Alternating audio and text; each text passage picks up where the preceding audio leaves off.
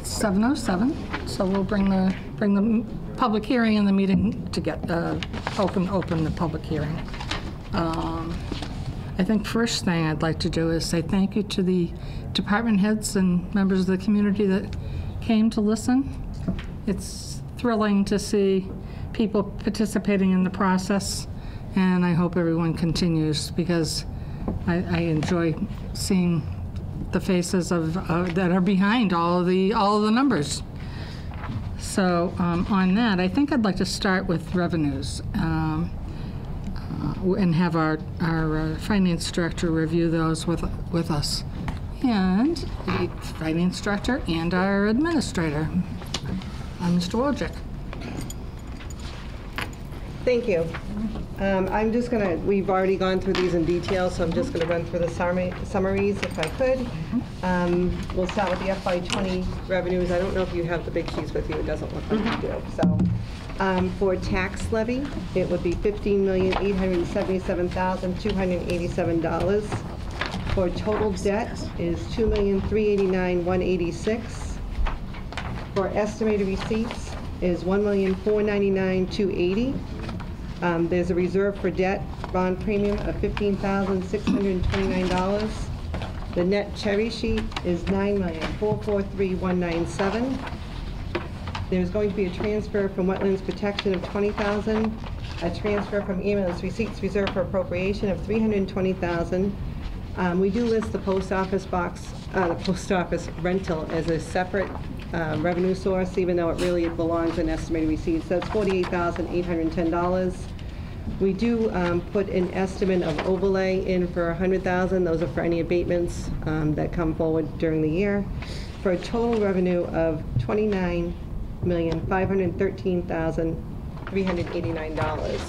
I just want to remind you that you're going to see the budget in two pieces because we have, over the last couple of years, separated out BBT. So the first sheet, which is what I have, if you're going strictly by the 6th page, will be that plus the BBT article will equal the revenue source.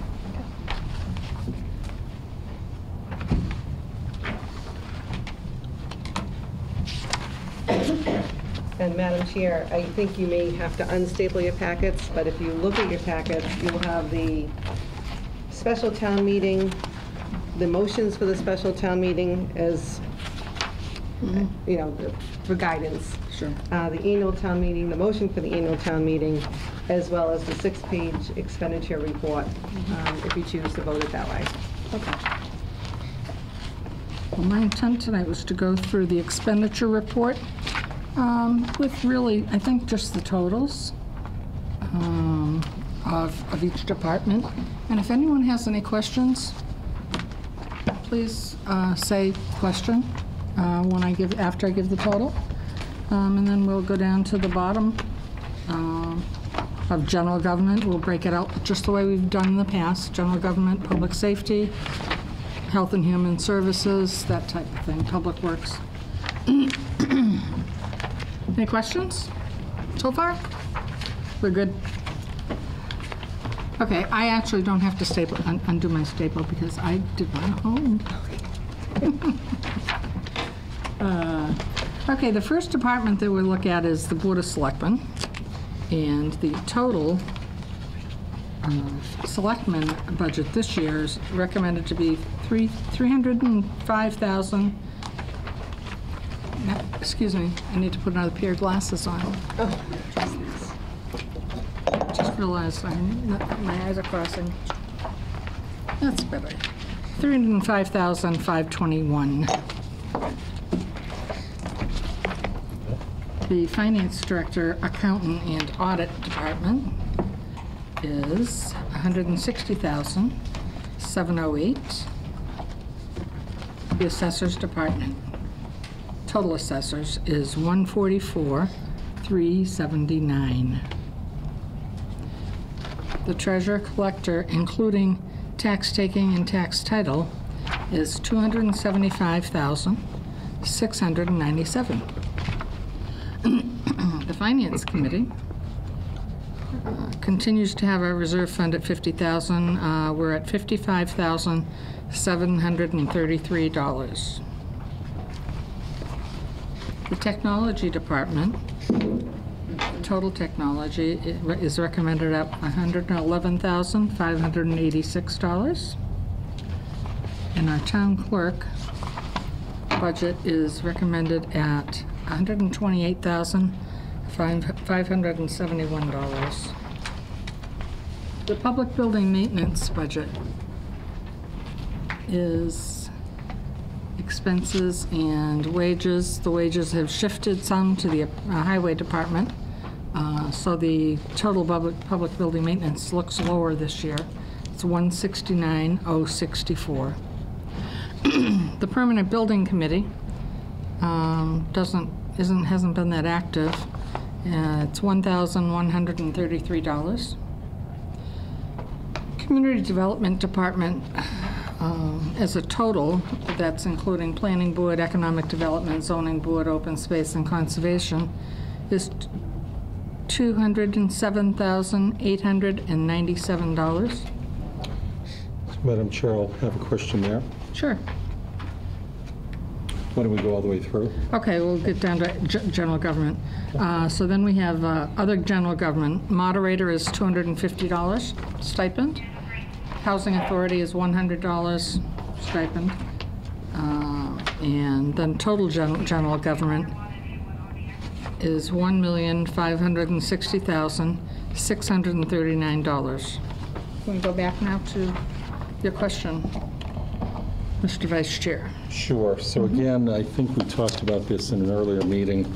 I think I still have concerns, at least with regard to what our influence can be with regard to the line item for, I suppose it comes under the line item for economic development. Yep. And that number appears to be 4233. And Mr. Town Administrator, I think when you and I first met, one of the things we talked about was that we would start to progress toward perhaps even expending further monies to try to further implement a long-term program for economic development. And one of the great things you've done since you've come in is put together this 5-year budget plan for all the other departments, but I've yet to really see a 5-year plan or any kind of long-range plan for economic development. And I'd like to get an idea tonight, just briefly, even if it is something that'll be addressed over the next year, as to whether that item, that line item, is something you anticipate would be increasing with substance behind it over the next fiscal year. To answer that part of your comment directly and at first, definitely it will be going up over a period of time. We're shifting gears from what has been sort of, for lack of a better term, an intellectual exercise about where could we possibly put something someday. What are our strengths and weaknesses? You know, very 50,000-foot altitude conversation, and brought it down to what I'm used to as an economic development professional, which is it's boots on the ground. We meet owners, we build relationships, we participate in those conversations at the state level where suitors are seeking acceptable sites for their buildings, and we try to match them with our sites and sell them. The budget for EDC is not the only thing that reflects on their activity level. Their activity level really is at that level of engagement. And the funds that we put there, parked there for now, are for grant writing or other assistance through their auspices. A lot of that grant writing activity can be reimbursed through the grants themselves. So just because we don't have $25,000 in this account doesn't mean that we're not anticipating perhaps using that much of CMRPC, especially their time. They've been very helpful with us along the way. So that's where we are now. I think that if some of the proposals that are currently percolating get to the point where the town believes that applying for a Mass Works grant is warranted, that we have a chance to win it, because the project needs to be shovel-ready for us to be eligible. If we get to that point, We'll probably have a special town meeting anyway. There would be things that we would need to do, and we would probably be moving funding. We have held back, I'm going to use a very round figure, but because the last time Gene and I don't know that we went to the last digit, but about 175,000 in free cash to roll over, 158 to roll over, and hold it, whether we need it as a match for MassWorks, whether we need it for assistance writing grants, or a match for any other eligible grant. We've set aside resources specifically for that purpose, and that has been discussed at the Capital Improvement Committee in particular. Is there a forum over the next year where we could expect either you or someone else to come before this committee and give us more detail on, and maybe even better longer-term projection, your 50,000 foot view, if you will, on where we might, not necessarily actual success, but at least the plan to try to get that success over the next 3 to 5 years? I think that we are a few months away from some action in the land court around some lots of unknown owner that will allow us to pull together an aggregation along with one of our sister towns that would be substantial and would trigger a great deal more discussion around some of our most favorable sites. I expect we should be able to start briefing you as early as the summer or early fall. And would you, is it within our jurisdiction to look to you to give us a plan over the next year for the next 3 to 5 years? Yes and no. I mean, I think what I've always hoped FinCom will help us do is work through this revenue projection, because that's where the meat of the conversation is about the future of the town, and how will we score revenue potential. How does it come into the budget? What impact does it have on the budgeting process to get new revenue sources? All of those things, it's part of our public mission to educate the folks in town about what it means when we see a building go up, what it means, how new growth works with the base from one year to the next, what gets valued on December 31st of every year. Those are meaningful conversations. And I don't like to jinx things, but we could have projects that would be close to being in the ground by December. So I'd like That a yes? That's a yes. Okay, all right, thank you. Okay, I thank thought you. you wanted more than a yes. But in the long run, I just wanted to have a comfort level that you felt it was within our jurisdiction to ask, and that you would feel you could be responsive over the next year to give us some kind of 3 to 5 year macro view. Thank you. Good. Thank you. Next large category in the Douglas budget is public safety. The police department budget, total police, including cruisers, is $1,860,481. The fire department... Madam Chair, I'll have a Yes. question there Sure. Okay. when you're ready. Yep. Are we ready? No, we'll finish, might as well. Fire department wages and expenses total $492,520. Ambulance wages and expenses totaled $423,034. Building department wages and expenses total $119,737. Tree warden wages are $600 and expenses are $20,300 for a total of $20,900. That's quite an increase, and it's because I think of the gypsy moth and all of the aftermath on the oak trees that are damaged. Civil defense wages and expenses total $5,125. Sealers of weights and measures $750. Animal control $25,000 for a total public safety budget of $2,947,547. And Mr. D'Amico, you had a question of the police. Sure. So, Chief, pick them up. Thank you.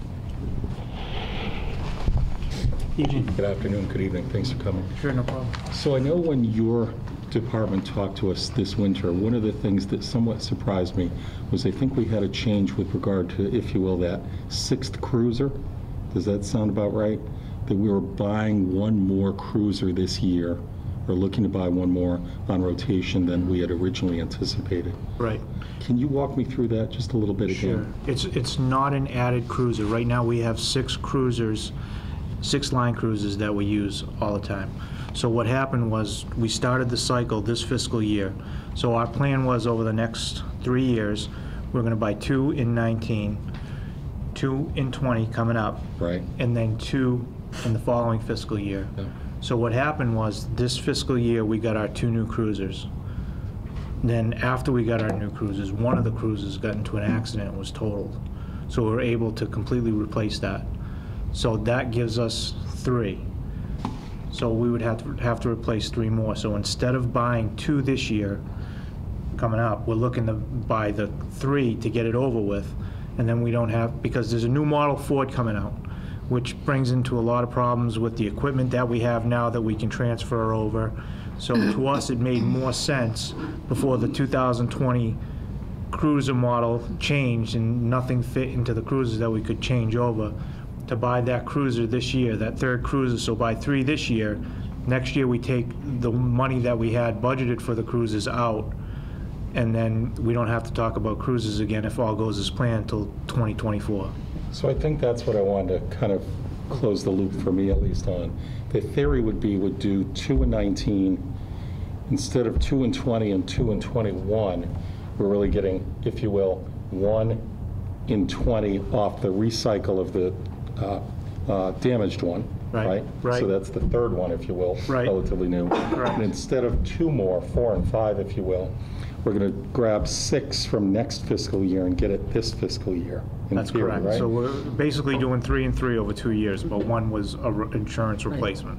Will that actually leave us theoretically next year with 0 instead of even 2? 4 cruisers, right, we'll be back down to 0, because we used to replace the complete fleet. As you know, years ago, we would do a lease purchase. We got away from that. So once we wanted to buy 2, 2 and 2 when we needed to. But we buy them with the 100,000 mile extended warranty, 5 years, and they've been lasting 5 years. So that's why we want to buy this 3rd one this year. But to answer your question, simply answer your question, we'll have all 6 replaced and within 2 years instead of 3. So we'll go 19 and 20. 21 would be the empty year from the 2 we would have gotten. And then where would we go the next cycle? What's then the next cycle? Up to 4 and 20, would they later roll out as 2 and 2, where they should have? 2 and 2, we're looking to go 2 and 2 back again in fiscal '24. Okay, 2, 2 and 2 again 2 and later. 2 again. Okay. We'll start on that cycle. That's what I was looking for. That's where we'll Thank go, you. yeah. Okay, thank you. I think it was really the change in the model, right? Isn't that what Yeah. drove it to being accepted? Yeah, well, that's what made us want to go this route with the 3rd one, because everything is getting changed over, and it's a new hybrid type model. There's going to be problems, and it's the equipment too. Every time Ford changes, we usually get 2 cycles out of these cruisers with equipment that we can transfer them over without having to buy, because they change the dimensions, and then the cages that you have in the old one, all the equipment that you have in the old ones, when they change the dimensions in the model, it won't fit. So usually you're good to get 2 cycles of changeover of equipment, and then when you're on that 8th year, you have to upfit the whole thing. But if we do it this way, we'll have all of our 19s and 18s and 19s. We won't have any 2020 models. By the time we have to go back and look at buying cruisers, they'll have all the bugs worked out. And then when we do redo them, Okay. we'll be in good shape. I was looking to see the cycle out, which we hadn't covered in the previous meeting. Right. Great, thank you. Appreciate it. Well, Thank you. you welcome. Any more questions from audience? Howard, you're asking all the questions. Good. I have more. Oh, okay, cool. We'll get to them. All right, so we finished public safety. Next is public works. The cemetery budget is $9,410. The highway budget, wages and expenses, Maintenance, signs, and snow and ice is $853,005, and that's an increase of about $45,000 to our snow and ice. We never seem to have enough. Monitor landfill, that's the landfill at the transfer station, and monitor wells, that's also the transfer station. And street lighting those are all other public works amounts for total of $29,193. Included in that is, of course, the street lighting, which is going to be about 1/3 the cost of what it was last year. And that's due to the LEDs been put in the streetlights with the grant that we got through the Green Communities. So total public works then is $891,608. No questions there. Now we have Health and Human Services. We have Board of Health, wages and expenses, and then nurses' wages, and then animal inspection wages and expenses. So the total Board of Health is $62,235. Council on Aging wages and expenses are $93,239. The veterans expense is $20,000, and benefits is $75,000, for total veterans of $95,850. Total Health and Human Services this year, or next year, $251,324.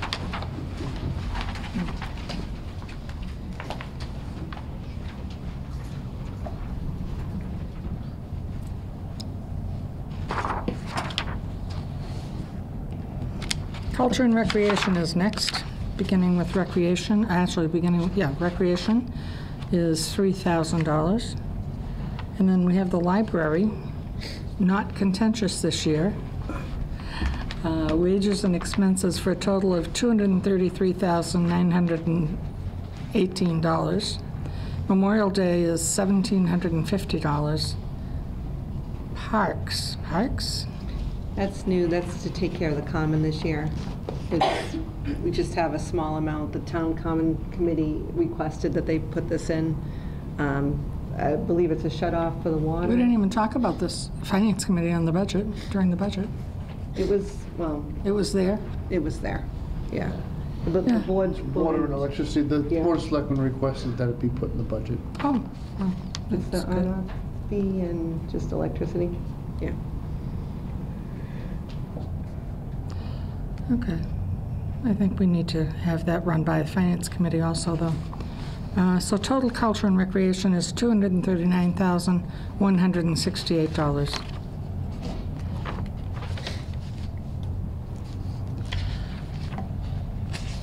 Next is education. And this education amount and budgets, because there are a few of them, do not include the Valley Tech assessment or debt assessment. We've chosen to pull that out of the budget for the last couple of years due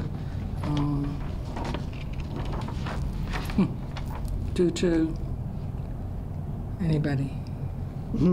Due to liking to separate it, to be That's a good idea. isolated Due for to its the own fact vote. that, yeah, due to the have its fact own that, vote. yeah, it wants its own vote.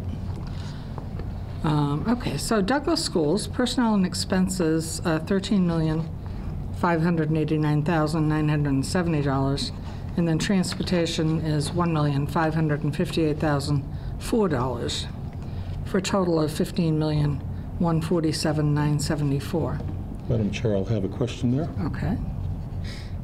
And Blackstone Valley Regional, the representative expenses here for $500. Then we have a Medicaid reimbursement amount of $5,000, which pays for, I believe, sending in reimbursement requests. And then Norfolk County Agricultural is $182,177. So the total education budget is recommended at $15,335,651. And Mr. D'Amico? Could I have Question. a representative or two from the school board or the school committee? School Please. committee chairman is here. Do you want the superintendent? and- Probably the superintendent. Superintendent, Sure. and, yeah, good. Super. Thank you. Good evening. Good evening.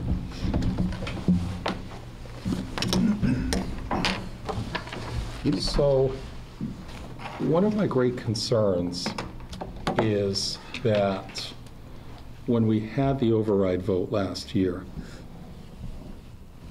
even at the town meeting, I remember hearing people behind me talking about the concept that, oh my, if we voted for an override and had the money, the government would spend that money and still be hungry. And I know that the override passed at a pretty close vote. Yeah. So one of the things that came by me this winter, spring in this process was, and going right at it, it seems to me, and we'll talk about it, it seems to me that there's an increase in here for the transportation that's a couple $100,000. That there's been some discussion that when all is said and done, it may be substantially less than that. There Is may that be some accurate? savings. Do you have a better idea at the moment as to what that might be off that $200,000 plus figure? It's my understanding that the school committee has voted on the recommendation of some consultants' work to reduce one route. And that currently prices out at around $62,000, $63,000 a year. Whether or not that generates into a line item savings will be determined more than anything else by the special education population, which is also their transportation piece is rolled into this piece. And that's where the increases have been very significant as a function of population and needs. That's my understanding. There is the possibility for additional review. I support the school committee's decision to proceed cautiously. We would rather be moving forward than retreating from a decision that seems driven only by saving money and not the qualitative things that go into designing bus transportation. So there is the possibility that another route could be reduced in the future. It's just a possibility. And that will be driven by student census and whether or not this works out. So I can follow up on that a little bit. I didn't jump in immediately because I was a little confused. You mentioned a $200,000 figure, which wasn't familiar to me. That's the so increase. Oh, okay, the From 200. Oh, gotcha. Right? Yeah. Right, that's the dead on math, 15%, Yeah, sorry, right? yeah. So we did vote at our last school committee meeting to take the recommendations of the consultant. One of the recommendations, he actually had submitted proposals for a 3-bus reduction initially.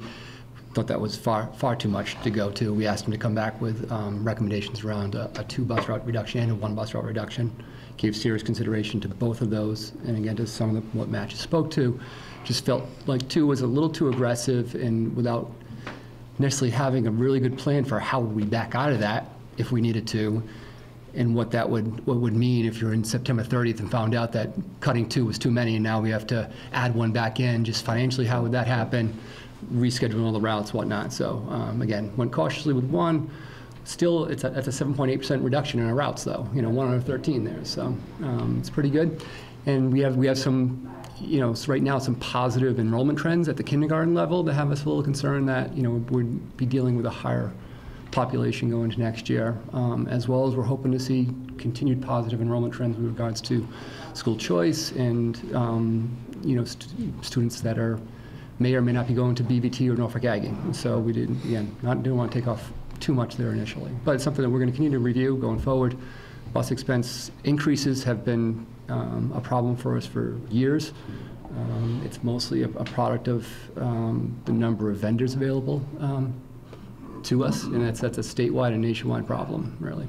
Maybe I'm not understanding if someone can address what has historically been done if we budgeted an X percentage of an increase and then we're able to have less cost with an increase than what we budgeted. what happens to the difference? But it depends. I mean, you have a couple options. One, you can let it close to free cash. The second thing is you can do a transfer at either the fall or the spring town meeting. But at the moment, that's not what's contemplated here, correct? Correct. Okay. Why that change? It's just, I guess it comes down to your theory of management. I think that when a department, especially an autonomous department, goes along with suggestions for saving money, if they achieve those savings and they have a need, they should be able to reabsorb those savings into their operations. Especially when it's only 1 year's worth of data, so I don't know that I want to write the exam book and close it. But this 1 year of reinvestment into the school system and the message that it sends to parents seems to be met with enrollment trends that are positive, so choice out, slowing down, choice in, holding steady and strong, and BVT applications being very, I don't know if you verified that number, Kevin. Soft. Pretty soft, and Norfolk Aggie, while there have been applications, we don't know what their Yeah. acceptance rate has been, but they would not be going up. They would at most be holding steady. Though that dynamic is the point, is to try to keep the school system competitive and have the local share keep pace with the needs of the department in a sustainable fashion. So the more money we're able to save over time, because saving money is more than a one-year process, if they're doing that good work, then they should be able to reprogram it to something that helps them on their overall mission. It's very simplistic, but I think that's my approach to it, recommendation to the board. And I guess I'm just finding a little, on my side, tension between those two goals. I'm certainly the world's biggest fan, talked about it for years, of the progress, the stability, the numbers increasing, but at the same time, to the extent there turns out to be what historically has gone back toward either free cash or some of them. But you have to understand, I you don't know. understand yet. Yep. Someone understand. If you look at the special town meeting tonight, there's actually a increase in the school transportation of $60,000. So if you're asking me what I would do, and there's savings at the fall town meeting, I would have them hold that savings until the spring, till we know for sure that holds steady and there's no special ed increases. So we have to make up that $60,000 through a transfer from another department, which is a little more challenging when you get to this time of year. But that's also not what's being currently proposed, correct? This is not a function of if there's a savings, hold it. No, I would agree with Gene's recommendation. They get the savings, but let's hold it. I mean, to make the mechanism work. Yeah, and I don't think Courtney disagrees either, because, Yeah. we have this. So that's unclear to me. No, so I would say, I guess it is a bit unclear, because right now, we don't have, our bus contract ends this June. Assuming that we're able to reduce this route and the contract comes back with the savings that we'd expect, so that transfer, that would have to be a subsequent budget decision for us to make, which we typically have to make numerous decisions come August timeframe based on enrollment trends and needs of the district, and it might be, are we going to take and have to further invest into new positions? Do we have more revolving funds than we expected to have? Do we want to invest those in some ways? This would kind of just weigh into all the decisions that we would make later on this summer. And I'm not saying I may not be in favor, as proposed, of exactly what it is. I'm looking for information, but I'm not quite sure I'm clear. What Gene just suggested still sounded as though if there were savings, if you will, Brett, of $80,000. Yep. It sounds as proposed that 80 would be, as Matt said, for the department to be able to say, look, we made some savings, we'd like to do the other things we're hoping to be able to do. Right. We've cut that a little bit, that's our hard work, we'd like to put it in for all those other goals. Right. But then if next year it turned out there was a $60,000 increase, we might still be voting on a special town meeting request for $60,000 to go back to transportation. Potentially. Because we spent the 80 that we thought we saved Well, earlier. They can't spend the 80 without town meeting appropriation. So Just town gonna meeting, say they are two separate line items. So school Transfer between. personnel and expenses. Yes, we is wouldn't have a all- transfer back to us until next November at the earliest, or the next special town meeting, I guess. This proposal does not give you that authority already? No, No. separate, Okay. separate line. All the money is still in the transportation budget Okay. at this point. Okay. It's It not- would be a subsequent town meeting. So to the extent there were savings, you'd still have to come before Special town meeting and say, we saved 80, Yeah. and here's what we'd like to be able to do Yeah, with we'd it. like to see that 80 transferred from transportation over to the school That's even department. more for us to be conservative able than I to- expected. Yeah, and then once it's Okay.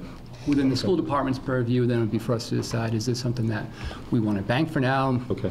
in case, Okay. or something we have I'm something. the slow one of the group. Yeah, and I don't disagree Thank with the fact that if there's savings, that eventually it gets transferred to the school department. Yeah. It's more of a timing thing for me. Yeah. I would rather wait to this, I'm ultra-conservative, rather wait to the spring rather than the fall. And, not that there would be any less need for the school, it just wouldn't be probably used for salaries. I just wasn't sense. sure if the savings wound up being $193,000. It's something we might still vote in favor of, but I didn't understand whether it would be for the first time something you'd then already have the discretion to use. And Courtney has a comment. Sure, Courtney, go ahead. Thank you. Sure, come on up. So first, just from a cautionary standpoint, just keep in mind that I'm going out to bid. We have no idea what the bid will come in at. And the substantial part of the increase in overall transportation is by and large the special education. And as Jean said, in the last couple of years, we've needed a lot more money put back into the transportation account, not having anything to do with regular ed, all because of SPED, which we do not have any control over. So I just want to make sure that that's very clear to everyone, Yeah. okay? Thank you very much. Let me ask you a question, Courtney, if you don't mind. Does the sped transportation, is that part of any reimbursement from the circuit breaker? No, not at all, and you cannot utilize circuit breaker funds for transportation either. I got you coming and going. Okay, so one more question. The increase that we're proposing for the special town meeting of 60,000, I think, in transportation, is that a function of what? What is that a function of? What 60? The 60th is special. Oh, okay, that's all special education. That is I'm special sorry, I ed. didn't know, because I know we were talking about the annual, okay. Is Right, that that's one special education. The last student, couple of or- years, it's gone up substantially, and it's because of the number of students that we have, and specialized transportation is a requirement. And it has gone up substantially. Actually, I have the trend from 2013 right through 2019. Some years, we actually end up spending less Yeah. than what was budgeted, because when you're preparing a budget, you budget for the students that you currently have. Sure. So certainly you budget for the students you have in FY19. But as it goes, and Mr. Mays can attest to this, subsequent year, things change. Students may need to go to a different placement that may be closer, further away. They may, a student that's out of district, we may be able to bring them back in district, but then, with all due hope and diligence.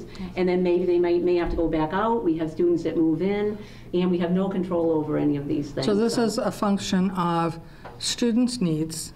Correct. Does it have anything to do with the transportation business at all? Absolutely not. No, it really doesn't. Okay. And just to give you an idea, out-of-district schools that we currently have students being serviced in are located in Canton, Randolph, Beverly, Brewster, Watertown, Lancaster, Rutland, Natick, Needham, Marlborough, Worcester, and Providence, Rhode Island. So that is quite a distance.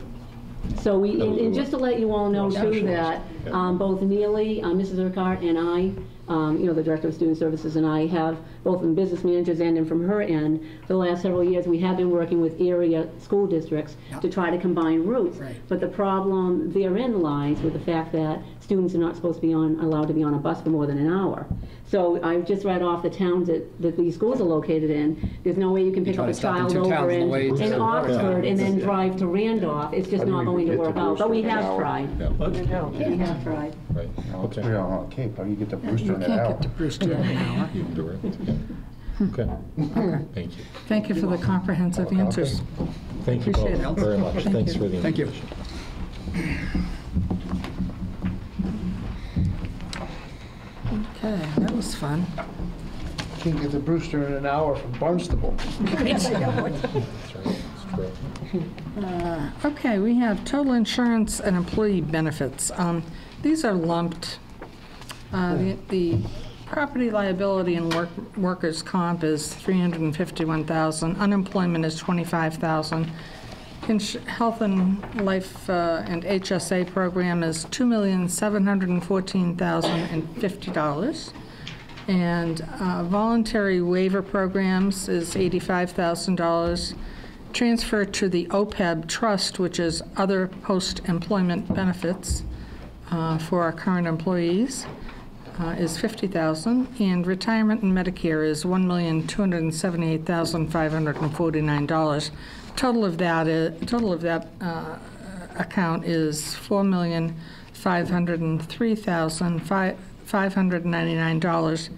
And I'd like to ask one of our brains here, professional helpers, to talk to people about how we've changed our health insurance this year and why. Well, the why is the And easy how it's part. helped us. I'm pleased to say that this afternoon, the Douglas Teachers Association had a membership vote, and they ratified the decision to move to the new model. So that was the last Great. Piece collective of the bargaining puzzle. unit that needed to sign off, so it is done. Good. To the satisfaction of the Board of Selectmen. They were not going to sign this unless all the collective bargaining units had agreed. So what we are doing is joining a joint purchase group that will purchase the services of a third-party administrator that will process the claims for the member entities, being the town of Webster, the Dudley Charlton School District, and the town of Douglas, using plan designs that refer back to fully insured plans, but they are not fully insured plans. The municipalities are pooling their resources to pay claims Self-insurance. instead of paying premiums. The self-insurance model has been proven in many contexts, especially the municipal context. Worcester County is the only county in the Commonwealth that does not already have a group like this. So we are the first, but we are not the only across the state. So we're not the first in the state by far. The general notion is you put enough money in a working rate to satisfy your claims and actually stay ahead of your claims based upon your claims experience. In this particular case, we have, the bid's been finalized and the procurement's been finalized and selection has occurred. The entity that will be administering the joint purchase group will be Health Plans Incorporated, HPI, which is a fully owned subsidiary of Harvard Pilgrim, our current carrier. So the plan design that we have will mirror exactly the plan design that we offer our employees today, right down to the very last semicolon. Yeah.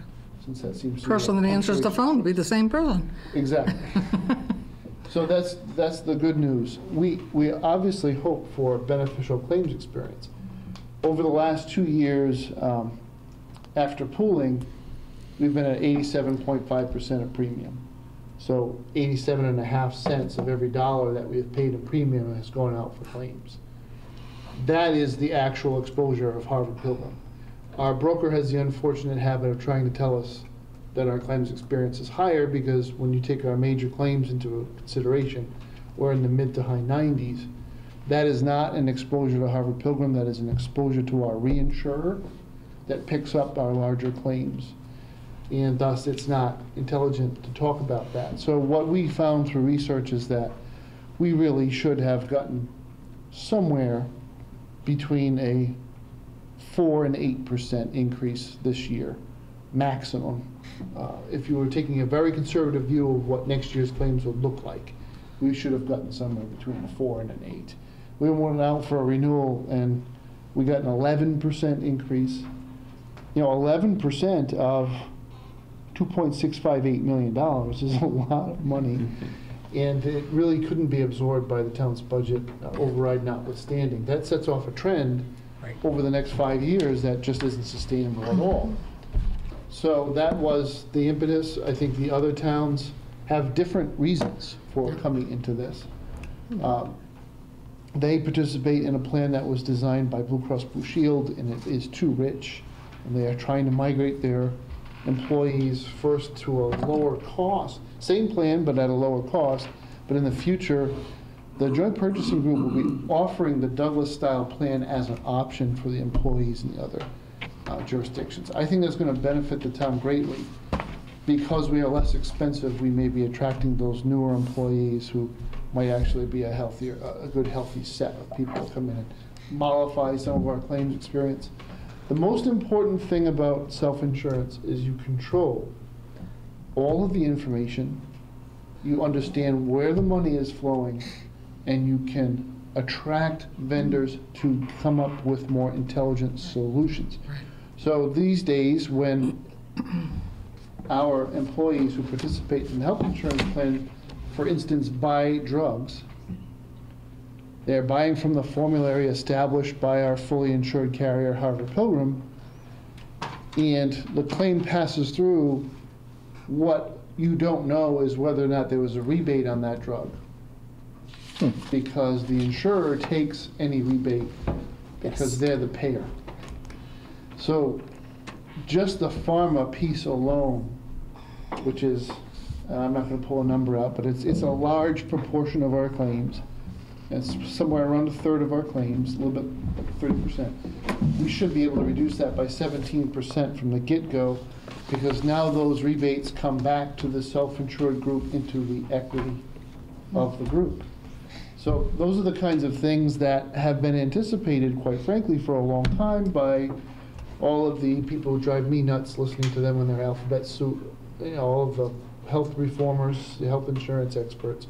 But they've said that when we move to universal coverage, we would see trends towards purchasing group buying activity, because we would need to do this. The fully insured carriers have so much overhead and so much vested into the way things are now, they're not nimble enough to take into account the changes that are going on in the marketplace.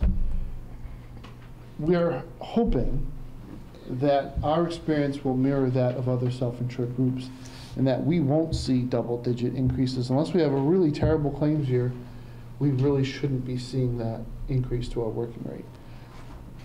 One reason why our timing is nothing short of fortuitous is that this process requires us to put equity into the fund as a cost of entry. So the town has to put in 1 full month's worth of premium, of claims, in order to get the ball rolling, to get started, because claims will start arriving the very day that, and the working rate won't arrive for another month.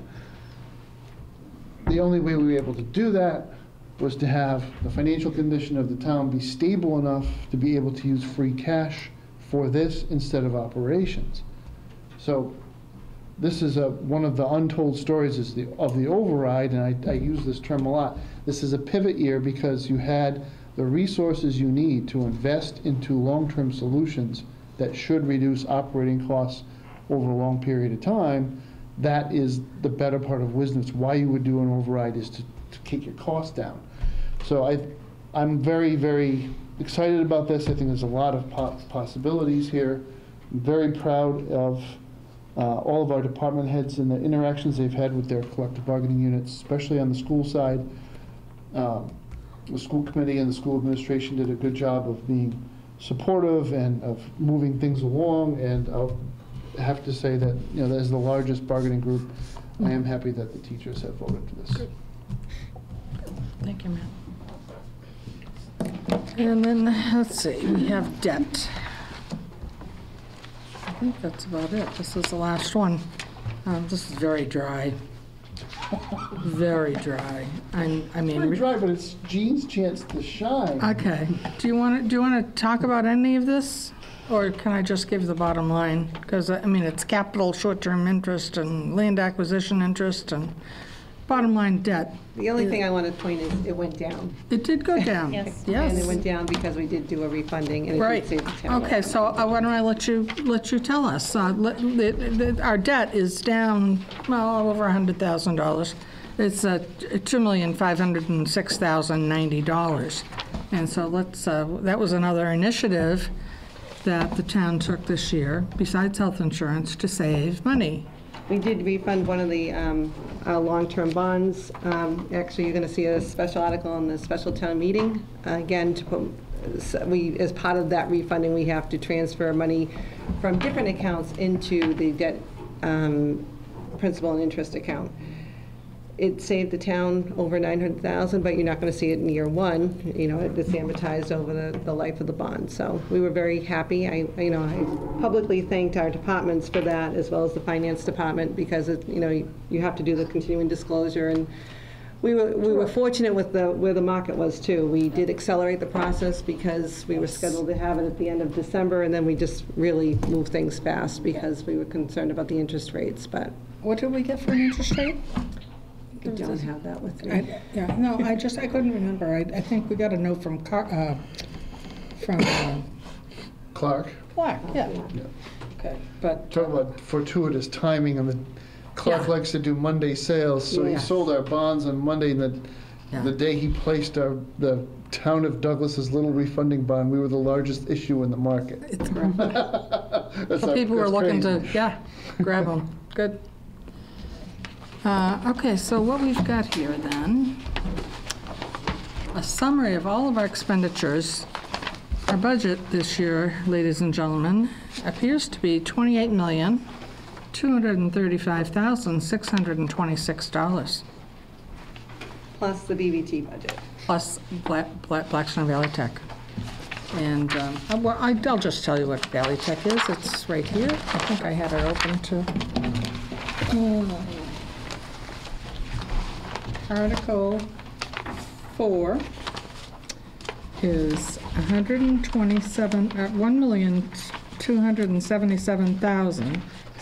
$1,277,763 for its operating and capital assessment. So that's Valley Tech for next year. So any questions from the audience? I know I've captured all of your attention for almost an hour. Oh, the public hearing is concluded, and we'll, thank you. Why don't you make a motion to close the public hearing, please? I make a motion to close the public hearing. Thank you. I second that one. Thank you for seconding. All those in favor? Aye. Aye. Okay. Madam Chair, this special does contain quite a few transfers, increases and decreases for some of the departments present here, so before they leave us, Okay. in case you have any follow-up questions. Okay. Well, we're not there yet, but we can whiz right through it, because that's my intent. It won't take long. Okay. So we have increases. Is there any department head here that has a increase or decrease under the special town meeting, Article 1? Anybody? I think they, pretty much. I think we just talked about the school transportation Okay, so- increase, right? One of the larger numbers. So we have highway maintenance, ambulance wages. Anybody I'm not asking have any any questions about questions? the decreases. Good. I like those. Anybody have any questions on the increases, decreases? Nope. All right, thank you very much. Again, Thank you. thank you. Okay. Now that we've just gone through this budget.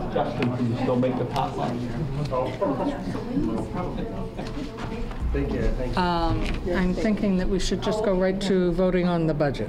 How's that? Start there, because we got to do that and all this. Okay. So, Do we have any debate?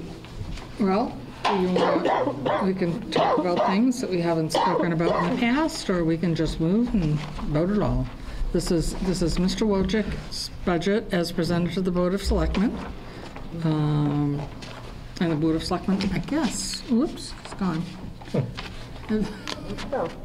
Did they approve this? Yeah? The Board of Selectmen did. Yeah, I okay, I received thought they permission to did. put their name on the column heading. Okay, so how do we want to do this, Howard? Well, again, I might suggest before we do any voting, we might see if there's any debate. I mean, if you're part of voting, or if you want to just have debate Normally, we go through it and debate it at the time? Yeah. Okay, all right. time. So I guess I'm saying, do we want to just vote the selectmen's budget and then vote all of the individual budgets? Or do you want to go down to the general government and do that one by itself? Inclusive? What do you recommend? Do them individually, right?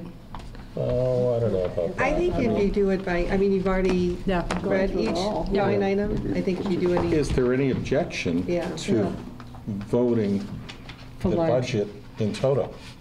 Maybe up or down, but The is whole there thing? any? Yeah, as presented. as Okay. presented. Okay, yeah. I have no objection to that. No. Yeah, so why don't we put Go toward for a it. vote? Go for it. Before we do that, so I suppose the only thing I saw substantially in play this year was probably the issue on the schools request, right? And so early, we saw, I think the school initially requested a 5.3% increase, Yeah. correct? And then they proposed to us a 1% budget and a 2% budget increase. And the selectmen and the administrator pitched to us the 2%. That's what we'd be voting on if we were voting on the budget in toto, is that, the 2% increase, correct? That's correct. We always take a different road to get to the same place. Yeah. Last year's 5-year budget projection held the schools at a 1% year over year for the life of the forecast. We felt that I felt that the recommendation I made was for 2%, was because the numbers were coming in demonstrating a positive trend change. We didn't want to abandon that effort 1 year into it. I think they've put their energy where their mouth is, and they've made a commitment to the competitiveness of the system that is worthy of investment, because over the long term, if choice in is strong and choice out starts to wither somewhat, and the regional technical school and agricultural school can take so many of our students away from us at a very high premium, it's actually good for, it becomes almost a self-funding mechanism. It's on that side of the budget already. So if those students aren't leaving, they're staying here, and the cost per pupil, we just get a better bang for the buck to keep them here than we do to send them out to BVT if they have that choice to make. So it becomes a positive spiral. I think on their side of the budget, their negative cycles are self-reinforcing, as are their positive cycles. So everything is geometric with the school budget. So if you just try to there is no such thing as just level funding and just kind of scraping by every year. It doesn't work that way. It eventually falls apart real fast. So a couple of quick questions to that. One would be, was there a comfort level that we could afford the 2%? Was that based on monies we have, or your perception of, that upward spiraling event, that investing would get the return out of that number? I think originally the goal was to continue to support their efforts to enhance the quality and the range of offerings. I think what was revealed to us in the budget process early on was that they've just been beset by a huge increase in special education costs. And if we didn't provide them with sufficient funds to absorb those, not only would they not be able to move the system forward, they'd be back to cutting programs again. So that, we just couldn't sustain the 1% ask at that level. I think one of the things that's interesting, it's interesting across the entire town's personnel budget, is that while it runs rich, it runs stable. In other words, we have many employees at the top step or close to it. So you don't perceive increases. Right. So while you would say the contract is generous in such and such a way, and it is, okay, it is, some of the steps and lanes are aggressive, but how many people are going through them?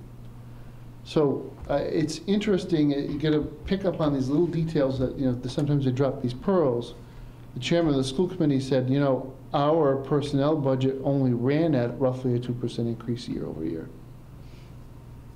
That's not what you would expect someone to say with that contract, but that is actually where they, pardon me, that is where they are. And that's with a 1.7%, 5% COLA. So they're at 2%. So while it is a fairly rich grid, there is not a whole lot of change. That changes if you add a lot of heads, new people, and they start to progress rapidly through those big leaps, those early steps. Then you will see an increase. All of that has to be part of your forecast, but for this year alone, that wasn't the case. We had a couple of new people, but not enough to stir the pot, so to speak. So for me, this is the first chance to get from you a little of this analysis with some time on it. Tonight's, to me, the voting and things like that. So all of that's great. So let me ask you the corollary. Why isn't the proposed increase from the Board of Selectmen of the town closer to the number requested by the school? Sustainability. I would rather market the notion that we would make a commitment that we would be able to be good to our word, because we're identifying savings along the way that will help us keep them at a certain pace, rather than say, well, this was a pretty decent year for us, so here's a 3.5, but next year, oh boy, we shouldn't have done that, right? Okay. That's terrible budgeting. That's you're taking people through the ups and downs. So is that our perception, without holding you to it a year from now, is that the perception you had, that at 2, it's a number and a series of programs that sustainability, that stability word we've been trying to put on this for 3 or 4 years, is the 2 your sweet spot for that? Is that your number or the board's number? It wouldn't be my number, and I know it wouldn't be the school administration or school committees. I think it's higher than that, but to Your get number there, is higher than that? my comfort level, it would be that it might be a little bit higher than that. If we keep on the current trend, just remember that none of us can ever predict what's going to happen with special education population. Yep. And we have more and more experience with difficulties in the general population of people who have emotional and other issues at home that materialize at school. Yep. So that's the world we live in. That's true everywhere. You have to look to the future and say, if we just level fund them, zero fund them, they're not going to be able to absorb all these shocks. So, but the challenge for us is that there's only so much here. You know, the stone can bleed for a while. There are some reorganization efforts that I haven't fully fleshed out in my own mind, don't want to share publicly, but I think we can still rationalize some of our operations on the town side. But this comes down to revenue. It comes down to being able to increase the tax base at a pace where the levy can be at the maximum throttle of 2.5% a year, but the average taxpayer doesn't feel it that way because the base is growing as fast or a little bit faster than the levy. Practically, is it possible a year from now, what you've said all evening, that if the school administration, it's successful, it grows upon itself, could you envision a year from now looking to add to that 2% number, to give Mr. Maines and the group the types of programs that we've been talking about now for, if not months, longer than that, I'd like to make say us a yes. I seller? think there's 2 trends we would have to watch very carefully. Health insurance. So are we able to keep to the low single digits year to year? That has a huge impact on this We don't know financial that model. yet. Huge Sure, impact. sure. And the other is, quite frankly, it's not a huge line item, but it is growing very rapidly and very scary, is our property and casualty. We have had an outrageously bad year for claims. Just off the charts. So we have a 10% increase this year. We will definitely have a 10% increase next year. You know, I think it's a 3-year look back. If we have another bad claims year this year, 2 years from now, that'll be fiscal 22, it's going to be well over 400,000. And that's, you know, that's money away from other things. And I know we're doing what we can to mitigate all of that, you know, with Maya, so. We try to. I think we can step up to the plate a little bit with the hazard mitigation efforts. I really do. We are unfortunately featured in this month's issue of the Beacon. If FinCom gets it, I think you do. No, we get a copy of it. Yeah, you might want to circulate. There's an article in the middle of the Beacon Yeah, nice. written by a I'll Maya get it and analyst copy it about for you. the case from hell, and it just happens to be a school district with had a water leak over the weekend and nobody noticed it. And so yeah, when you close out that claim, and I don't think it's closed out yet, it's a massive amount. It's 130, 140% above premium. Fun. You all set, Howard? I am. Okay. So did we want to vote on this entire So monstrosity? let's get a motion to vote on. Let's clear some people out of here if we can. Do we want to vote on the budget? Yeah, In its that's- entirety? Yeah, that Okay, would I be make a motion to approve, the document that we just went over with the public hearing. to recommend, thank Is that you. what you? I meant recommend and approve the insight of the Board of Selectmen and Town Administrator in Don't go there, you're losing proposing votes when you his say budget. We're appointed, we don't know. So I vote to recommend to the town that this budget as proposed be voted in favor of. As proposed. Second. Thank you, Mike Hutnack for the second. Howard was the motion. Any more discussion on the budget or the numbers? All those in favor? Aye. Aye. Opposed? Unanimous vote. Madam Chairman, I would like to thank everyone involved this year and all the hard work that was done and the time and the effort put in. And so we appreciate all of that work that you guys have done, that you women and guys have done to get us to that budget recommendation. Thank you.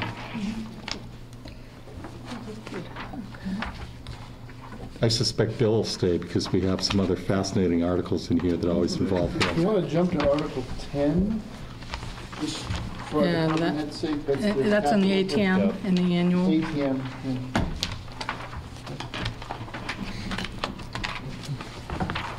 Article 10. We can do that. There we go. Page 6 of 12. Okay. Article 10 is the capital improvement plan. Shoot. I'm feeling awfully lonely up here. Okay. Chief Vincent's here. Are you still the chairman of the capital plan? I am. Okay. How's everyone tonight? Raring to go, chief. Spit it out, The man. process a little bit and then, Yeah, absolutely. Actually, it was probably May I'm sorry, May. That would be an early start.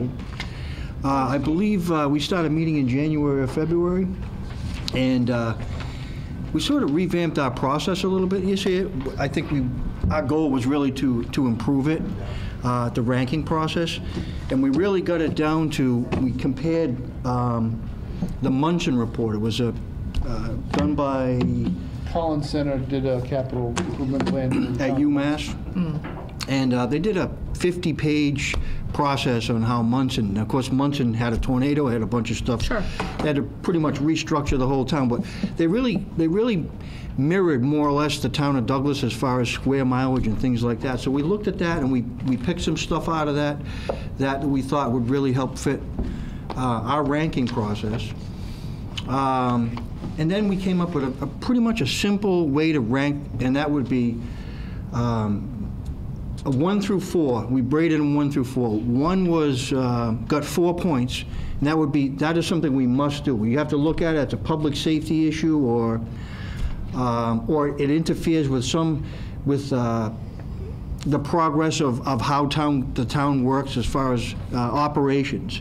So if we had something that was interfering with that, more or less, we wanted to rank that high, a must-do. So we did a must-do, a should-do, a could-do, and a, maybe some other Later years down the on. road. Later. Nice to have. You know, we really haven't lived in a nice to have. And Do you for have a printout of that, your new process? I don't have that with me, but I can No, certainly. I'm just we can- asking if you have it. We can certainly. I don't have it with me. No. If you have it, and could you email it to me? Absolutely, And I will email absolutely. it to the members? Absolutely. I'd I appreciate apologize for not having that.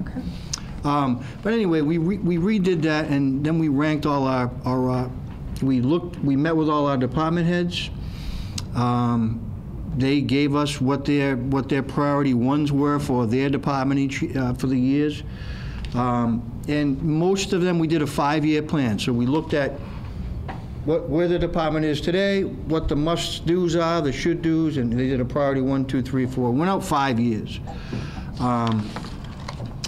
So we met with all the town, all the department heads, and then we came up with after meeting with all them, questioning them, seeing why they ranked something number 1 as a must-do. Then we actually got down to a 3.5-hour meeting where we ranked everything on a Friday morning. So that was a 3.5-hour process. We're probably looking at that tonight, so speed this up. Yep, pretty much. This is it. But my only other thing I would add, though, is that in the past, Where'd that come from? This is important. Yeah. She's cold. I think in the past, the notion, of the bylaws require a capital plan, et cetera, et cetera. But what was done was we just dumped things that we didn't fund this year and said, oh, that looks like it belongs in this year or that year. There really wasn't a lot of thought to it. The capital plan, as presented in the FinCom flyer, was more often than not a listing of things that were asked and not funded. Then that was your 5 years. Or that we could afford at the time, based on the money we had. I mean, that's not my impression, just pardon me. That's not my impression of how the capital committee was looking at things. Not this year, no. So this year. Not in the past either. Yeah. So. I've been through the process. So that's. Actually, there were we weren't years. doing a good capital plan, There Chief? were Is that what you're telling me? there were years that we picked projects just because that's That's when it fit. You that's what it mentioned fit. at town That's the meetings. amount of money that we had, so we Sure. went with that. Yes. So there were things that probably got overlooked because the money wasn't there, and so Yeah. I think this is more of a better gauge on where we're at priority-wise. And then this document I have here, I don't know, did you get that? I don't think I have anything. Okay. No, this year's plan or recommendation is here in Article 10. Page 6 of 12. So Article 10 actually funds $583,240 worth of capital projects, okay? Plus the cable. So Plus the cable. All right, so the warrant, the number 1 project, ones that rated this year were Public Safety Highway Department System radios. That's police, fire, and highway. And water. And water sewer, revamping the radio system. It's very difficult to communicate what we had, and it's very antiquated. We've heard this whole story before, and we funded it. So, I'm just kind of wondering what Well- happened to the last one that we funded. I'm told that Well, everything's no it good. wasn't this. Everything wasn't good before. Now we're doing something that's special. It's going to work. No, Promise? That was one department. there was one department. That was one department. This is townwide, all public safety and all public utilities working together. And I just hate to be redundant. This is taxpayer money. And this has come before Finance Committee in the last 5 years. Again, it wasn't this. So Okay. to draw a distinction, I think you're making a good point, and I think a lot Yeah. of people in the public need to hear this Yeah. explanation. Try to keep my. so what I will nice say, little what I will butterfly. say is this. He knows where I'm going, but it was just one department. It was to reconcile their radio system Yeah. to their existing modus operandi, Okay. which didn't necessarily A whole- nest with our other public safety departments. So And it's 7 years later, and technology has completely yeah, changed it as made far them as safer, that type of and stuff. it improved their lot, but it didn't improve our overall ability to speak to each other. Almost every single major incident in this town is a multi-department response. Absolutely. Because of, especially in the winter, So you get the plow operator who's driving in front of the ambulance, and Sure. the police cruiser's already arrived. These people need to be able to speak to one another on the same radio frequency and actually be able to hear each other. Oh, you're going to be on the same frequency now? Yes. Well, we'll be able to talk to Able each to other. do it. We'll be You'll able to go on the same Correct, frequency. correct. Yeah, that's. And the other thing important. that's changed with that is, we do a lot of mutual aid to other Right. departments. Right. So what's happened in the fire services, a lot of those departments have gone up to the high band level. So if we're mutual aid at a fire and my guys are interior, they can't talk to the incident commander because they're not on that frequency. So that's a safety issue.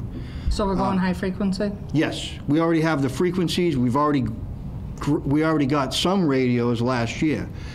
We've also written grants for repeaters and things like that. Those are, we'll see how that goes. But this encapsulates all the public safety agencies, and that is something we put together. And I'm not going to be able to listen to you on my scanner anymore. Of course you will, you just have to get the right frequency to you. so that was for public safety. Then we have Municipal Center Resource Room, which is upgrades. That happens to do cable. That's the sound system. If you've watched any of the cable meetings, even your own finance committee, Yep. you can't even hear yourself when the air conditioner turns on. So we thought that was a high priority. $1,000 of that would be town money. The rest would be through the cable, through cable. Then we have the Municipal Center Resource, I'm sorry, I just read the same one. Municipal Center Backup Generator and Associated Expenses. There's no backup generator for this building. This is where our 911 system is located, so if that goes down, we can lose Police that. department doesn't have a generator? They have one, Yeah. it's overburdened. That's But it correct. does not reach a lot of the hardware in the room behind you. It only Okay. powers up Okay. their operation downstairs, and it's low, it's full, Yeah. B, it's very old. Yeah, I knew they had one. I mean, okay, good. As far as, and then we had a highway dump truck and sander and a plow related cost. That's one truck. Matt could speak to the grant part of it. We've applied for a grant that would allow us to match. So this 198 is for one truck. But if the grant comes through, the 198 becomes the match to get two. This is a 50-50 grant. So we have a 2006 and, wait a minute, how am I doing? 1996 and two 2001s. It's so old, I couldn't remember how old it was. 1996, I was still in college. The 96 is deteriorating rapidly. The whole entire purpose of the grant is to take equipment out of circulation that is an emissions problem. This stems from the settlement with Volkswagen, and I don't know if we'll Is win it or not. Volkswagen buying our trucks? I'm hoping they do. God bless their souls. So let me ask the highway superintendent. I think I asked the chief, the fire chief, to get us the types of trucks that you have and the years, how old they are, and whatever. I think when we met. I thought I thought you sent that out. I thought I did send that out. Maybe it was Capital that got it. Oh, that might be. Yeah, I haven't seen that. We have the list. for you. Could you do the same for me, please? Thank you so much. I'll make Yeah, we've sure got a you list get of all town vehicles. Yeah. Our insurance declaration. So that's it as far as the dump trucks. Then we had police tablets and related expenses, which is $30,000. That's all the computers in the police cruisers. And I think what we talked about too is we need computers in the ambulances too. So we're going to go to a different brand that is just as durable as the ones we have. The ones we have in the ambulances are 8 years old. And so that's a combined, that's $30,000 there. We'll buy all the ones for the police cruisers and the ambulances. Those are the tablets.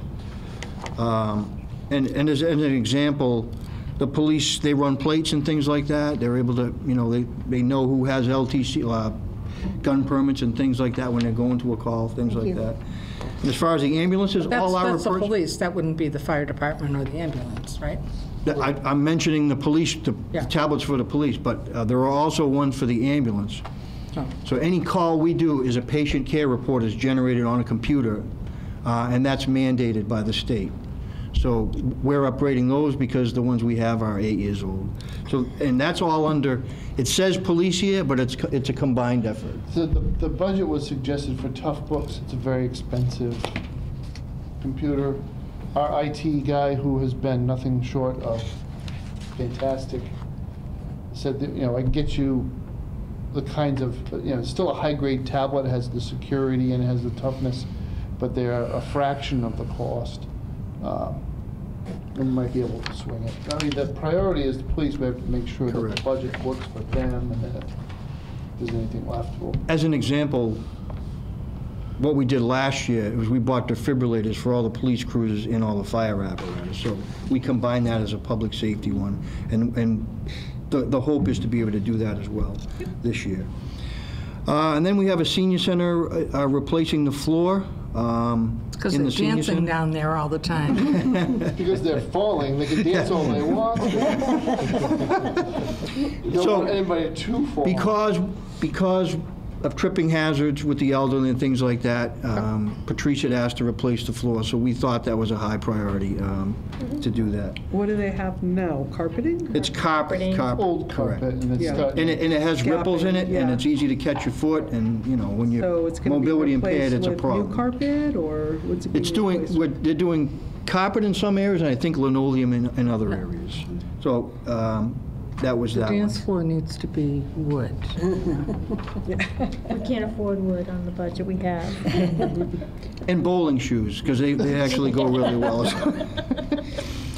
And then finally, we voted to do $23,000 for new voting machines. Not that we've had any close votes here in town or anything like that, but again, they're 20-something years old, so we thought that was a priority as well. You mean we're not going to have to make little marks anymore? You will. we You just wanted to gotta try put to it avoid into the a hanging computer that chads. isn't so easily hacked. Okay. So it comes out to $601,240 for capital items. And I will make sure that I get the rest of the list to you, because we did rank for the next 5 years worth of Oh, yeah. worth of Ranked and stuff. budgeted. Usually we put that in the document. It's on the next page. Oh, thank you. I was making a Oh, yeah. qualitative comment. It's always been there, but this, so we took all the projects from one year that didn't make it, looked at the priorities from the department heads for the following year, and then re-ranked everything, and then subjected it to budget discipline. So the capital budget for the next 5 years is $1 million a year. That gives us a goal to shoot at in terms of getting grants, because grants can help us leverage a lot more projects than, but at our current pace, we're at 600,000, so obviously we're hoping to identify grant opportunities for the other capital items. And obviously, our goal, we have a mutual goal, much like with Finance Committee. Our goal is to be as fiscally responsible and get the most bang for our buck as we possibly can. So we definitely share that with you, so. Jean, just a I'm going technical, to point out one typo on page 7 of 12. 601. Yeah, Yes. Yeah. okay. And the 17 went to 18. Right. I was going to ask about that. Glad you guys were watching. Yep. Well, Chief, I hope you Lynn don't makes a have as motion to exciting a recommend night Article 10. tonight as you Guys, did the drink last me the time other I night. saw you. Lynn, your voice, are you okay? Thank you, You Carol. can't speak. You're laughing too hard. No, I've been sick all week. Carol's Oh. speaking for me. Thank you for being here. She wants to do what? Recommend Howard what? speak for me. Recommend I'll- Article, I'll make a motion to recommend Article 10 Article 10 as written? as written. Okay, there's a motion on the floor, any second? Second. Thank you, Lynn. Sure. Okay. Thank you. Vote? Thank you, Vote. Chief. Aye. All those in favor? Aye. Opposed? Unanimous. Very good. Do you have another? Just in time. Yeah. I Right? know, I think I jinxed you. Last time we had a meeting, we had a bad fire in town, so Yeah, I know. All right. it's not, yeah. Down the road. Should we, thank you, Chief. Thank you, everyone. Should we have, do we need Bill for, Excuse me? I'm sorry. You do have the list of how we prioritize. Yes. Yes, Right. yes. Yes, this is, where did this come from? You? It's secretly made its way. It's very impressive. This is good, yeah. I can't look at it right now. No, but I'll look at it he after. doesn't have to send it to you. Yes, that's good. Thanks, Shirley, a lot. Thank you very much. Now, do we have it, is there an article in here that we need Mr. Cundiff for? Yes, probably the zoning ones. Okay, why don't you take us there? We'll follow you. Lieutenant's done. Hi. Hi, Bill. Good evening. Okay. Which one you want to take? Why don't you tell us which ones you're related to? then? Starting with the annual? Okay. Okay. That's done.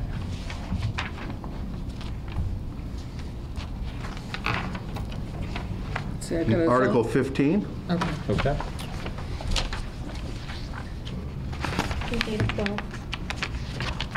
Yeah.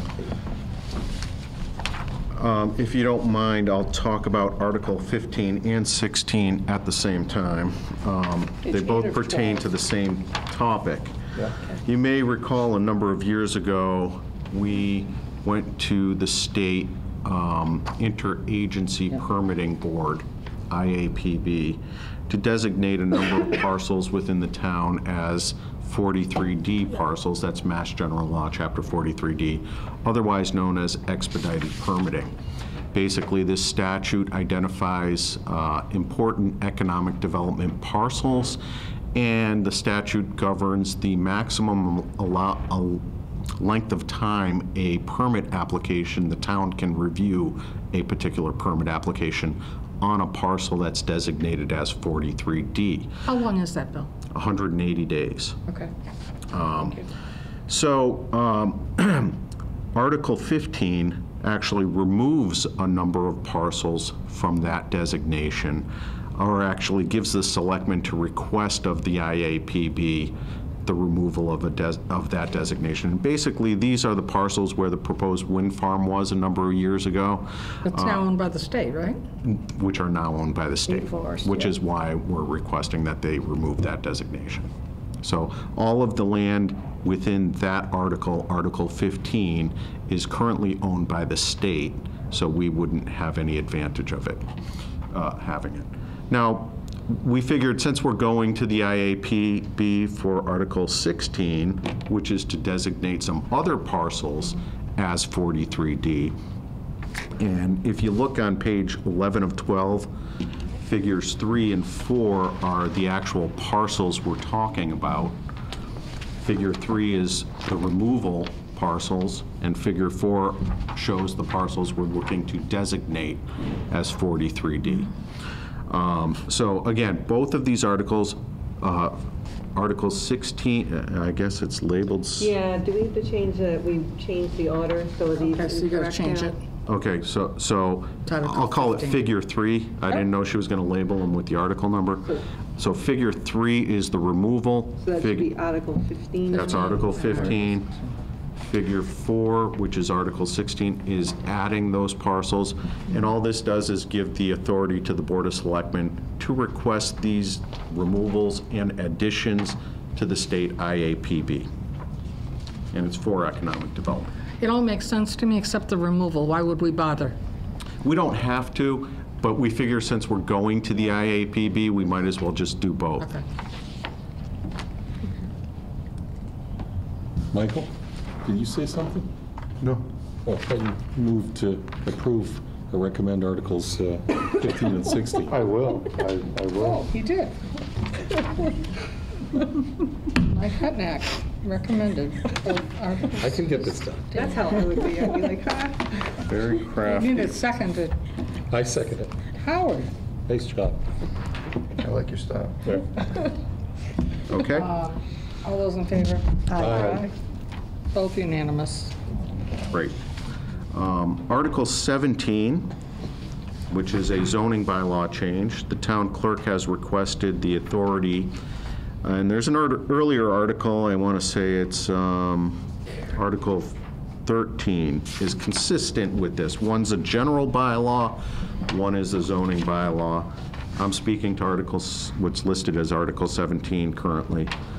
It allows the town clerk the authority to restructure the zoning bylaws, really renumbering the sections within the zoning bylaws, not changing the contents. And we found, after doing some house cleaning, that a few things had fallen through the cracks, and we have some duplicate section numbers, so we want to make sure that things get tidied up. This would And allow both of that. these are necessary?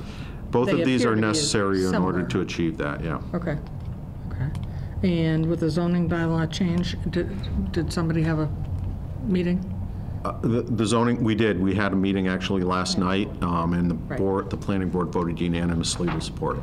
Is that one on, are we talking about Article 17 or Article 18 right 17. now? Article 17 Okay, currently. Yep. Okay. Well, I agree that we need to fix our problems. Anybody? I'll make a motion that we, Carol? what is the motion? Recommend? Motion to recommend to town meeting? Okay. Article 17 as written. We have a second? Second. Thank you, Dick. I saw his finger before I heard your voice. That's fine. He was quicker to the At an mark. auction, I'm taking that bid. All those in favor of Article 17? Aye. Aye. Opposed? Unanimous. Okay. Article 18, which is listed as Article 19 in the figures, and also as Figure 1, just to confuse things. Article 18 is a request that originated from the Economic Development Commission to rezone a section of RA to industrial.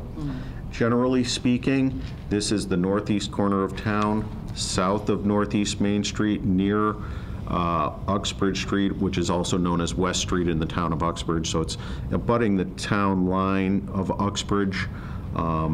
It's a number of parcels, and basically it allows expansion of the industrial zoned area into an inaccessible area that's residentially zoned currently. The Economic Development Commission thinks it makes sense. It makes that area of town somewhat more attractive to draw industry in. The planning board had a meeting last night and voted, not unanimously, but the majority, to recommend the article to town meeting. Thank you. I'll make a motion that we recommend Article 18 as written. I'll second, yeah. Bill, is that the map? That's the Article 19. Article 19, it's listed in the figures, yes. We'll make the correction before it goes to print.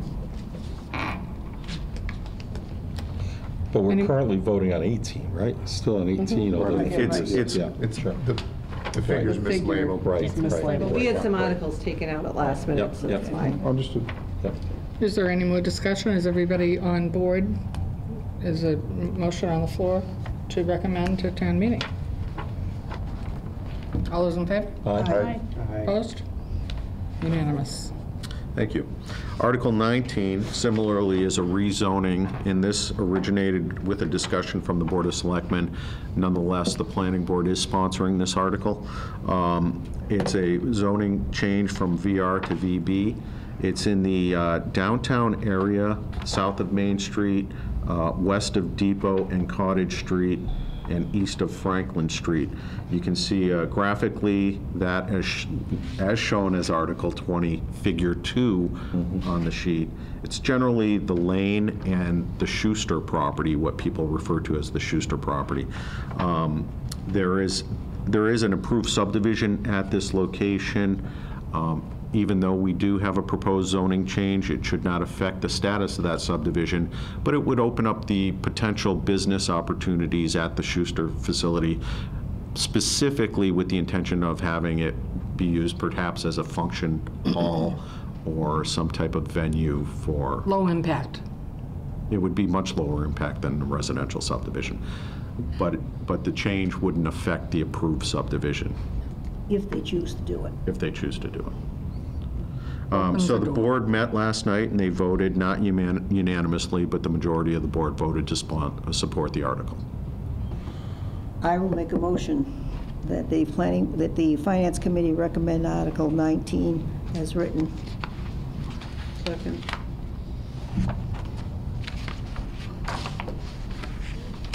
Any more questions? All those in favor? Aye. Opposed? Okay, and now we've got a few other things, right? Lastly, Article 22. You may recall at the last annual town meeting, we did accept Darling Way and Brandywine Circle as a public way. There is a small, probably 50 by 50 portion of Darling Way that was excluded from the approval in the legal language. It was an oversight, so we are going back to town meeting to accept that small portion off of Pond Street as a public way, just to make it continuous. I make a motion to recommend the approval of that. Second.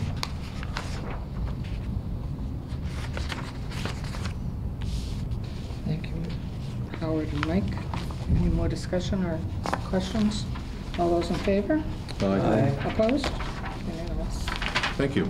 I think that's it. Can I ask a question? You might know the answer to this, Bill.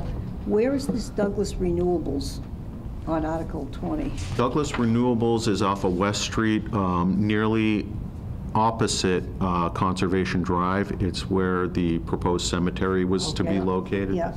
And they're going to do solar there? They're doing solar there, correct. That's good. Okay. Great. Okay, good night. Thank you. Is that opposite conservation, Bill?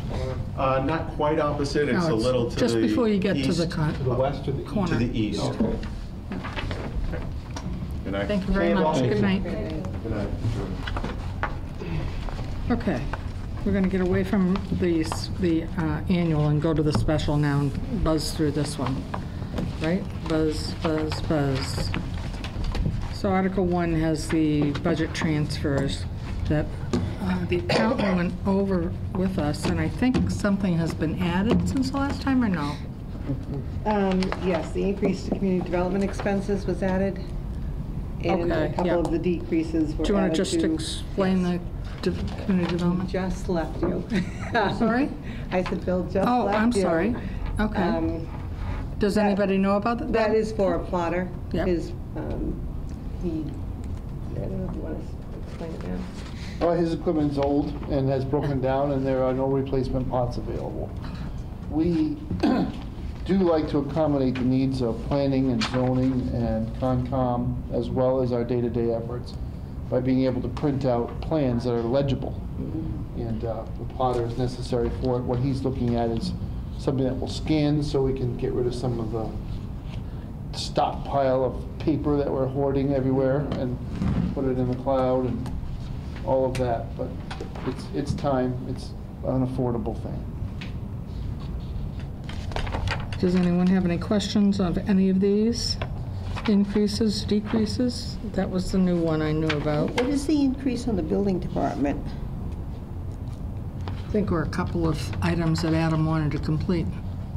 No, No. this is actually on the expense side. It's not public building, it's the actual building The department. building I'm sorry. department. So this is catching the overage, or a little over with the consultant that we hired to bridge the gap from one building official to the other. They worked with us for 2 months instead of one. Got it. So it's a one-time expense. Yes. So just to point out, Yep. if you notice, like highway maintenance, they're reducing their salaries, increasing the highway maintenance. Fires, decreasing the fire wages and moving to ambulance wages. So we try to put the like items Yep. together. We did reduce Norfolk Aggie. That did come out a little better for us this year. Yep. That's going towards school transportation. Included in that school transportation is the approximately $10,000 for the consultant that they use this year, which is, so, again, nurses' wages went down, we're decreasing that. So we tried to put like items together.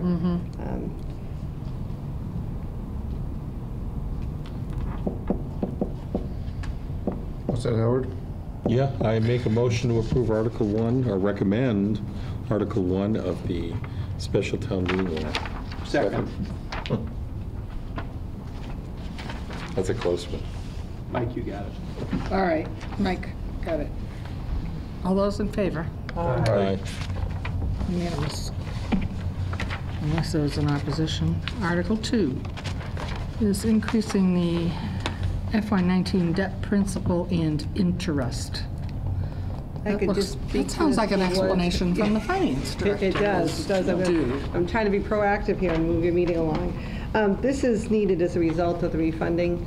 Basically, we had the structure of the principal and interest payment in FY19 took account the residuals in some of these articles, as well as the reserve for reduction of excluded debt account, which is really the premium that we received when we sold the bonds initially. We had to amortize over the life of the bond.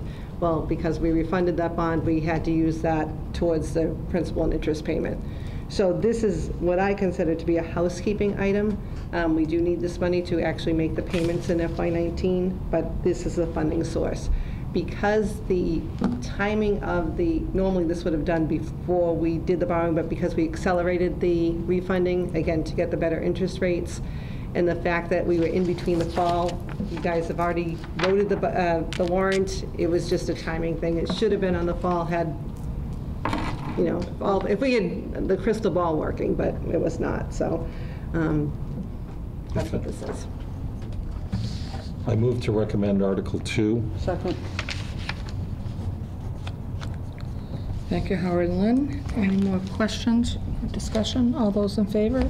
Aye. Opposed? Unanimous. Snow and ice account transfer. Ends up to be $145,000. I think that's been the same. Have we used it all, or is we're probably going to trickle back some unless... Some small amounts. It's below what this is. Yeah. But okay, so this will I'm not be going to enough. say it out loud. So this will be enough.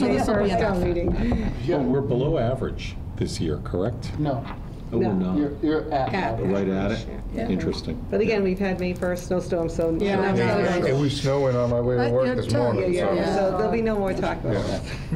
Okay. Okay. Everybody is laughing at Eugene and all of us going, oh, no more snow. Yeah. Feels like it's snowing in here.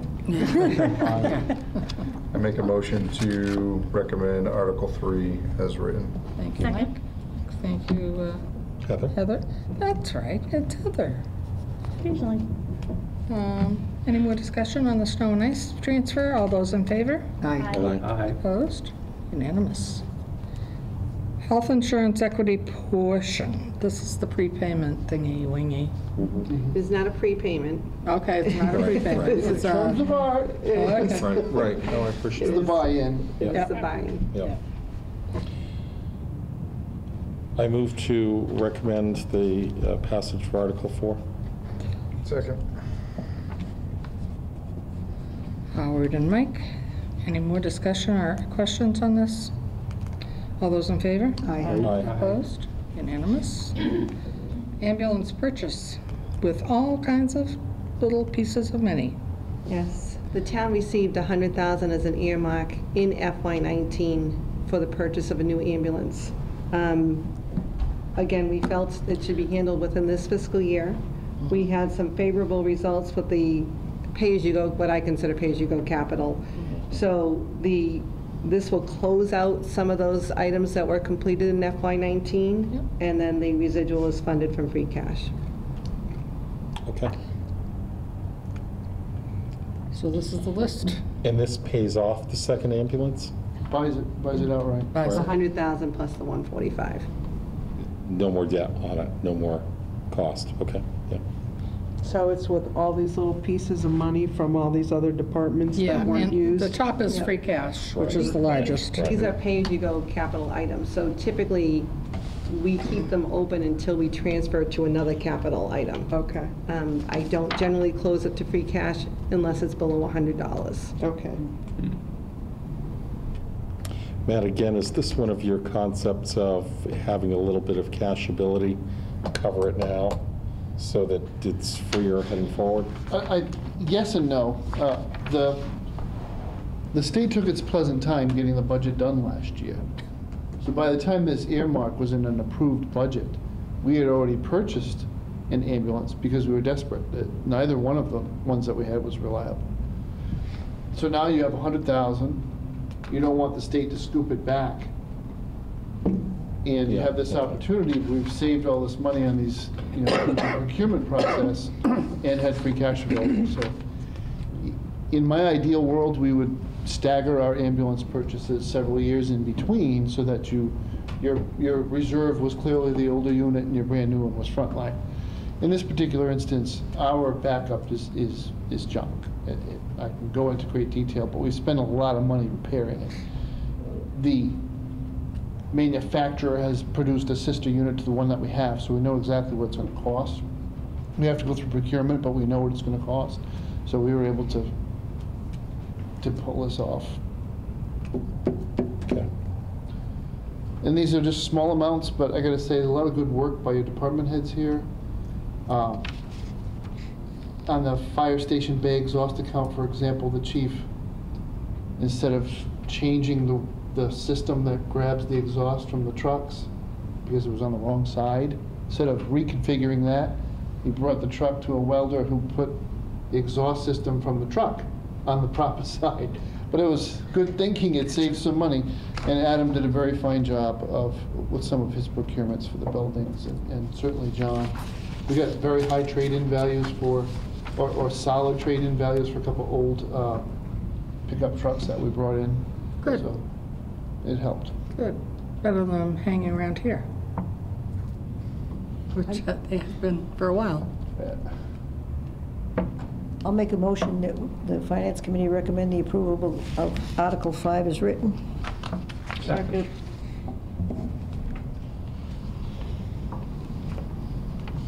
Okay. Any more discussion on this article? All those in favor? Aye. Opposed? Unanimous. In Article 6, which is the library security system, install. Purchase and install, I guess. Yeah. Is that already installed, purchased and installed? No, that's a new, relatively new. No, it has Okay. not. This came up recently, right? Yeah, it's one of their capital requests. Okay. Yeah, And I don't know how recent, time is. Well, I don't- this is relatively new, but Yeah, I don't think it we're was having brought some, what They had some problems the here. market would call shrink. Yeah, there's been some shrink. So we'd like to stop the shrink. Yeah. Has our library ever been broken into and vandalized?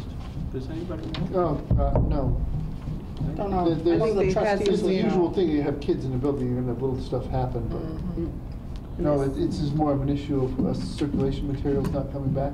That kind of thing.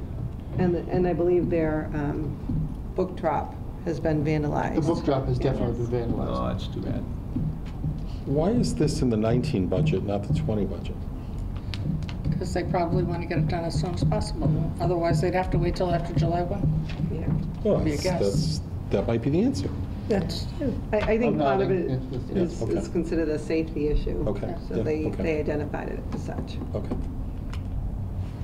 I move to recommend Article 6 as written. Second. any more discussion or questions? All those in favor? Aye. Opposed? Unanimous? Just want to We say, I are love this done. phrasing, I'm gonna use this on my teenage son. Hereof fail not. Yes. Love that. They do return of the ice cream to the freezer. Right. Wherefore, Wherefore thine father isn't sweeping it up the next day. hereafter. Okay, Article 1, Finance Committee report, and we all remember what that's about. That's about all the answers that we give them and whatever and stuff, so we got to vote on that. What am I missing? Which one? We're on the We're back on page 1? annual, yeah, we're, Right. Now we're on the annual Oh, town meeting. back Yep. to the annual. Yep. you did, you took your staple out, didn't you? I did. See, Jean, I love that statement. nice recommendation. I like to spread out. I have I multiple know. copies that I'm Listen. working on. Oh, so- my Spread God. out, yeah, and Howard was touching all my piles, going, Yeah. what is this? What? I'm like, I've got some none of lint it's germs. yours. Yep, yep, yep. Okay, Article 1, we've got to recommend them all. Madam Chair, I thought you would have taken them out for the motions, but I'm good. Hang it in Is there. there a need to approve Article 1 Well, it's not approve, it's recommend. or recommend Because it? we will be recommending, We recommend our own report? yeah, we're Okay, going to so recommend recommend it. Article 1. Mike, you want to 2. I so recommend it. Oh, thank you, Mike. I Mike H., yes. You need a second. I said, yeah. Okay. Did you second, Howard? No, Heather did. Okay. I'm getting sick. All those in favor of Article 1? Aye. Opposed? Article, okay, we've done Article 2 by virtue of our vote on the entire budget. Right. So that's all done. And who did? Yeah. Article 3 is actually embedded in Article 2. Right. That one's done. Great. I don't know if you typically, Yeah, it is. H. Howard and Mike. Unanimous, okay. Article 3 is the elected officials. Yes, it is. It's embedded. Okay, together. all right. So, So Article 4? Two stipends. no, Maybe The we better, BBT that was separate. maybe we better no, the vote on Water it. Sewer Commission is not in Article 2. Is it not? No, they're in their Article 6. Yes, so let's vote on Article 3. Even though some of them are part of the budget, we need to vote on them because there is the Water Sewer Commission. They're not anywhere other than here.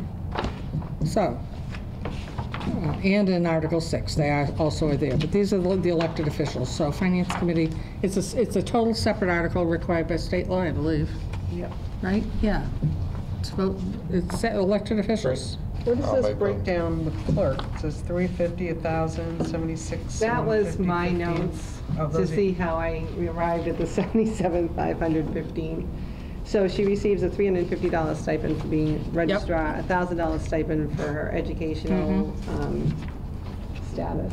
Right. And then the 76,150.15 is, she's an elected position, but she does follow the chart. I believe that's management, And 3 something. step 7.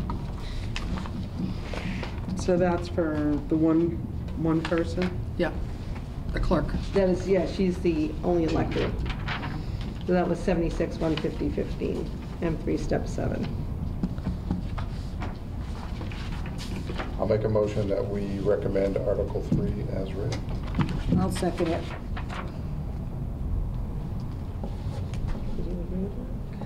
Yeah, I found it. Is there any more discussion? All those in favor? Aye. Opposed? Remember Unanimous. $50 last year? Article 4 is Blackstone Valley Regional, Vocational Regional. Remind them that they're vocational school. And their budget, their request is, and is it their request? Do we do their request? Is this, did we, This is their wording. and it's their request, this amount? Okay.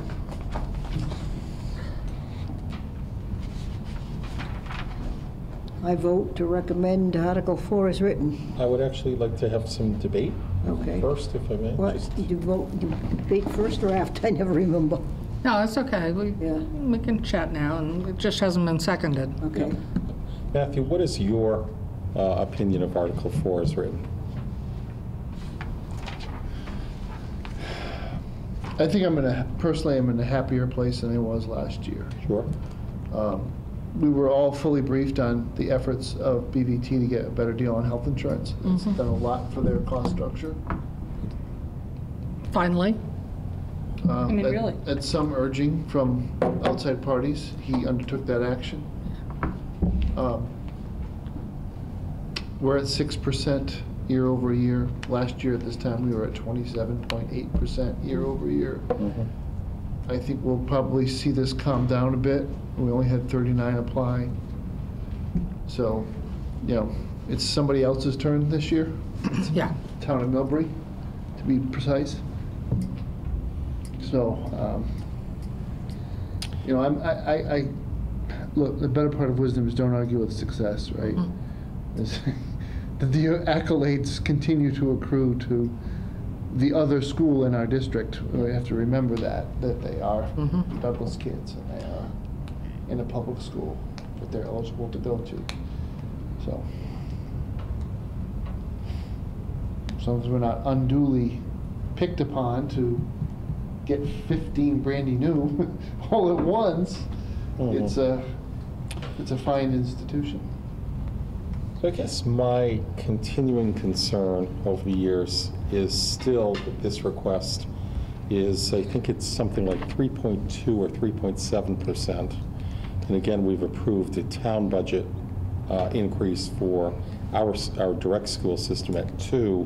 And so I'm fundamentally concerned by that disparity. Inequity, yeah. Well, and your word, not mine. And I suppose I've always had a perception that people may have misperceived what my objection has been over the last few years, and often that was a fundamental objection to which kids were being taken. I don't know the answer tonight as to whether that's gotten better. The concept that the numbers of applicants are going down and the numbers of kids are going down suggests to me that, you know, in part maybe we all also in the Douglas School District Committee and is doing a better job of competing on multiple levels, and so I'm encouraged by that. I'm reluctant to, well, I am. I'm reluctant to encourage an increase that's over our increase by giving an affirmative vote. So that's just where I stand. That's all. Yep. So. Agreed.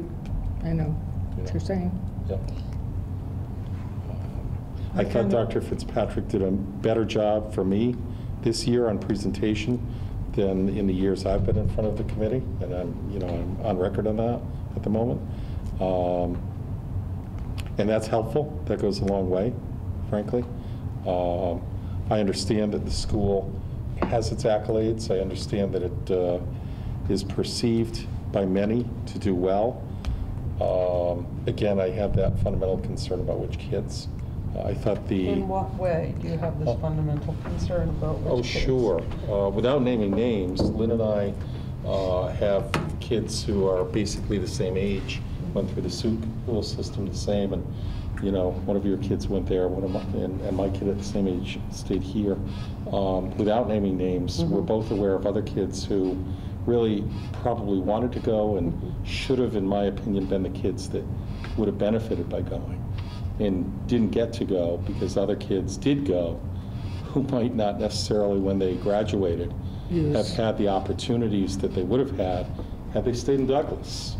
And both those kids, therefore, in that example, are harmed, perhaps, in my opinion, by the emphasis on, you know, MCAT scores. MCAT? Well, their academics No, are MCAT's higher. something different. Yeah, it is MCAT scores, but their academics are higher. Yes, right. MCAT scores. And so, look, and again, we didn't do that analysis as much this year. It's hard for me to gauge that.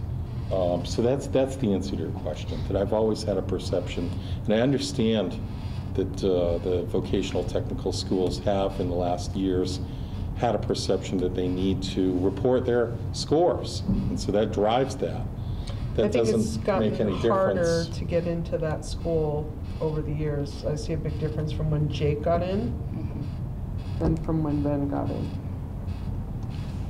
You know? The fact that it's harder, though, is an issue as to harder for who and why. Yeah, And so, they put more of an emphasis on academics. Couldn't agree with you more, Howard. I think the kids that need this the most are not getting into it. Yeah. The first time Dr. Fitzpatrick was here since I've been on the board, he's on record. He may have misspoke, but he said, we're not doing what we were fundamentally originally organized to do. And I thought it was an interesting statement. And so that's what sticks in my craw year after year. I spent my life in the building business, and the people that I hired to work, they graduated from that school, okay?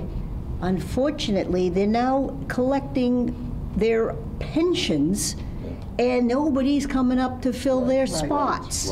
Right. And that's the big mistake right there. Yeah, I was surprised by the number of kids that go on to college from there. I remember being Right. shocked Yeah. at the percentage being as high as it is. Right. And you know, would 'cause think if- that's a good thing. Yeah. I'm not sure that is a good Yeah. thing. No, I know. I Right. said to Dr. Fitzpatrick one day, don't tell me how many go on to college, tell me how many plumbers you've Go on thrown out. applications, And, right. and he had 3 people who were in the plumbing, they went out, one of them, he said, and I think they may have been from Douglas, one of them went to, I guess to be a police officer, another one went in the military, and then another one was going to Nichols College, but he's gonna run his own plumbing business after. You know what? And I know 2 of those Yeah, kids. The one okay. who went to Nichols, Yeah. dropped out of Nichols, and is living out in Ohio, or Oklahoma now, Well, but- working for a family business, and the other one Yeah. went into the military and is looking to get a job as a police officer. Yeah. My son is the one who's the plumber. Right, okay. But no, he didn't have, the ones he talked about, he didn't have a plumber. Yeah, And that was the no, problem. my son graduated Yeah. next year. He's the And- plumber, but those were his When friends he, that when he were was ahead of telling him. me that someone was gonna go to Nichols. Yeah. And they were gonna come out of Nichols with $100,000 worth of student debt. Yeah. And then they're gonna go No. be an apprentice for what? No. 4,000 hours at low rate? That's not gonna I know, happen. we're getting off So, topic yeah, now, we're but way yeah. off Anyway, topic. Yeah. my motion is still here to approve this. Yes, it Yeah. is. And I We kinda second it. stuck with it. Do you second? I'll second it. Okay, Lynn. Yeah. I just have one question, Pam. So Howard, let's say we could go back in time 2 Sure. months, Sure, and when we were having the sure, discussion about the Sure. Valley Tech budget, sure. would you have been comfortable saying to Dr. Fitzpatrick, well, we want to link the increase we give to you to our own school budget, so if we go up 2%, we can give you 2%? Would you have been willing to bring that up to him as a trial balloon and see what he says? Oh, sure. Would I be willing to raise that with him? Yes. Yeah, absolutely. I think that in years past, I have had He those has types said of that. discussions directly with him. And so at a certain point, you believe you've aired your issues and gotten the responses that come from Dr. Fitzpatrick accordingly. And so at a certain point, it's time to move on. Well, it's And- squeaky wheel, Howard. I And guess. he is a squeaky wheel. Yeah, no, you Let's can not, continue he is a and- squeaky wheel. But I think Right. note to Right. self, would that be kind of a rubric that, Valley Tech gets the same increase that we do? gotta get the I other mean, towns to But go the along problem, with it. the problem is systematic. The problem is there are 13 towns. Right. If 9 approve it, then he gets what he wants. I shouldn't say he, that's inappropriate. the school The is- school district, the vocational school gets what it asks for. And so we have, I think for 2 of the last 3 years, we were the only town that voted to deny the Voc school its request. We voted at town meeting to deny it. But when the other 12 towns vote in favor of it, we have at special town meeting the requirement by state law to then come back and backfill in Because the now remainder. you mandated to spend it, even though you haven't appropriated the funds to do so. So now you've got to reappropriate your funds at the special town meeting. Because you're in the tied to fall. the contract. Yeah. So you basically have So- to Yes. give him so- what he wants? Yeah. No. No. So the best you can do is as one town, vote against it because it's an increase over your town's number. Right. Hoping that 4 other towns do that. Then you would get the voting block ability to actually make a change. I mean, I'm But encouraged by his, you've got to be a town that does that. And you can't say, I wouldn't do that because 4 others aren't going to do that. Gotcha, yeah. I'm encouraged by his health insurance movement. Yep. I second, well, I'm not going to second the motion, but somebody should second. I think it's already been seconded. Okay. Is there any more discussion? All those in favor? Aye. Opposed? Aye. Not unanimous. So it's 6 and 1. Transfer station, Article 5. I'll make a motion to recommend the Article 5 as written. Second? That's expediting. Wasn't it? Ooh. Must be late. Any more discussion? Yeah, she just, Don't let Howard all talk. those in favor? Opposed? Unanimous. Water sewer enterprise fund. I'll make the motion to recommend Article 6 as written. Second. Carol and Lynn, thank you. All those in favor? Aye. Opposed? Unanimous. Cable receipts reserved for appropriation, their expenditure. Placico, I make a motion to recommend Article 7 as written. Thank you, Lynn. Second. Thank you, Mike. Got the hang of it now, Howard. There you go. All those in favor? Aye. Aye. Opposed? Unanimous. Article 8 is recurring business. I've got new members here. Have you read these through? They're pretty self-explanatory. They happen every year, and they are things that are integral to various departments in the town. Generally, it's state laws embedded.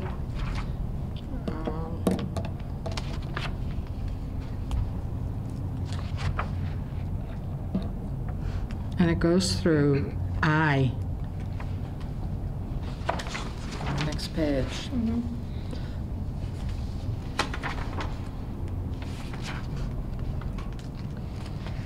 And we've put them all together in one article, and it does seem to make things go quicker.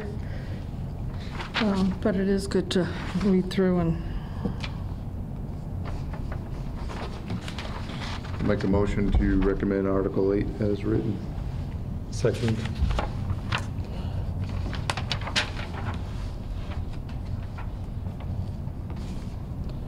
okay, so are there any questions or more discussion with anyone? Is everybody understanding the articles? Okay, all those in favor? Aye. Opposed? Unanimous. Article 9 is the personnel bylaw classification and update. I don't think we've had, haven't had personnel come in and talk to us, have we? What did they vote? I have a question.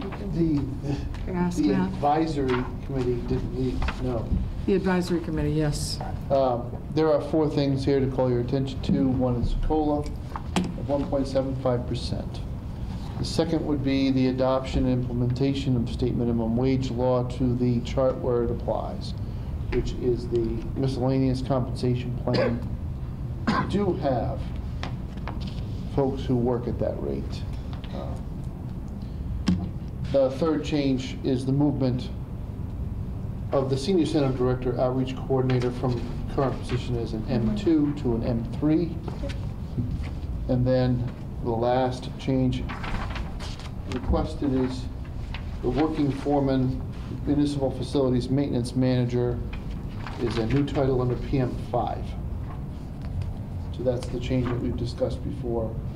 Consolidating the building facilities manager and his job, which has been split into a single position at Highway, and inserting the title working foreman.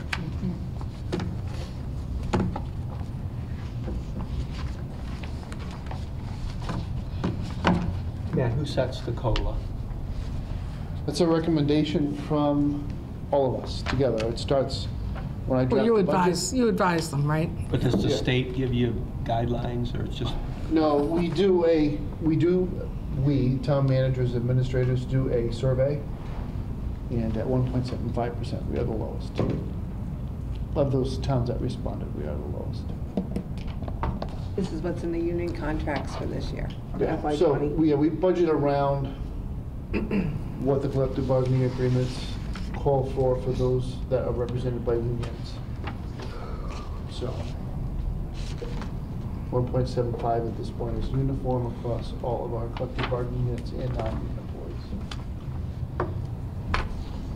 Yeah, I think it's fair that we give the other employees the same increases that the people who get on the union, because then if, they decide... problems. Yeah, if they decide to unionize the highway department, oh, I can't pick up that board, that's not in my contract. So we're best not having the union there. But, they're doing a good job, and I think they should be paid like the other employees as well. So do we have a recommendation for a town meeting for the personnel classification and bylaw? I make a motion to recommend approval of Article 9. Second. Mike was second. Howard was. Any more discussion? All those in favor? Aye. Opposed? Unanimous.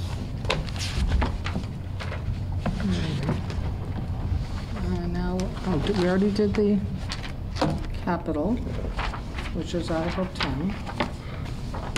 Short-term rentals. We're almost to the end. People.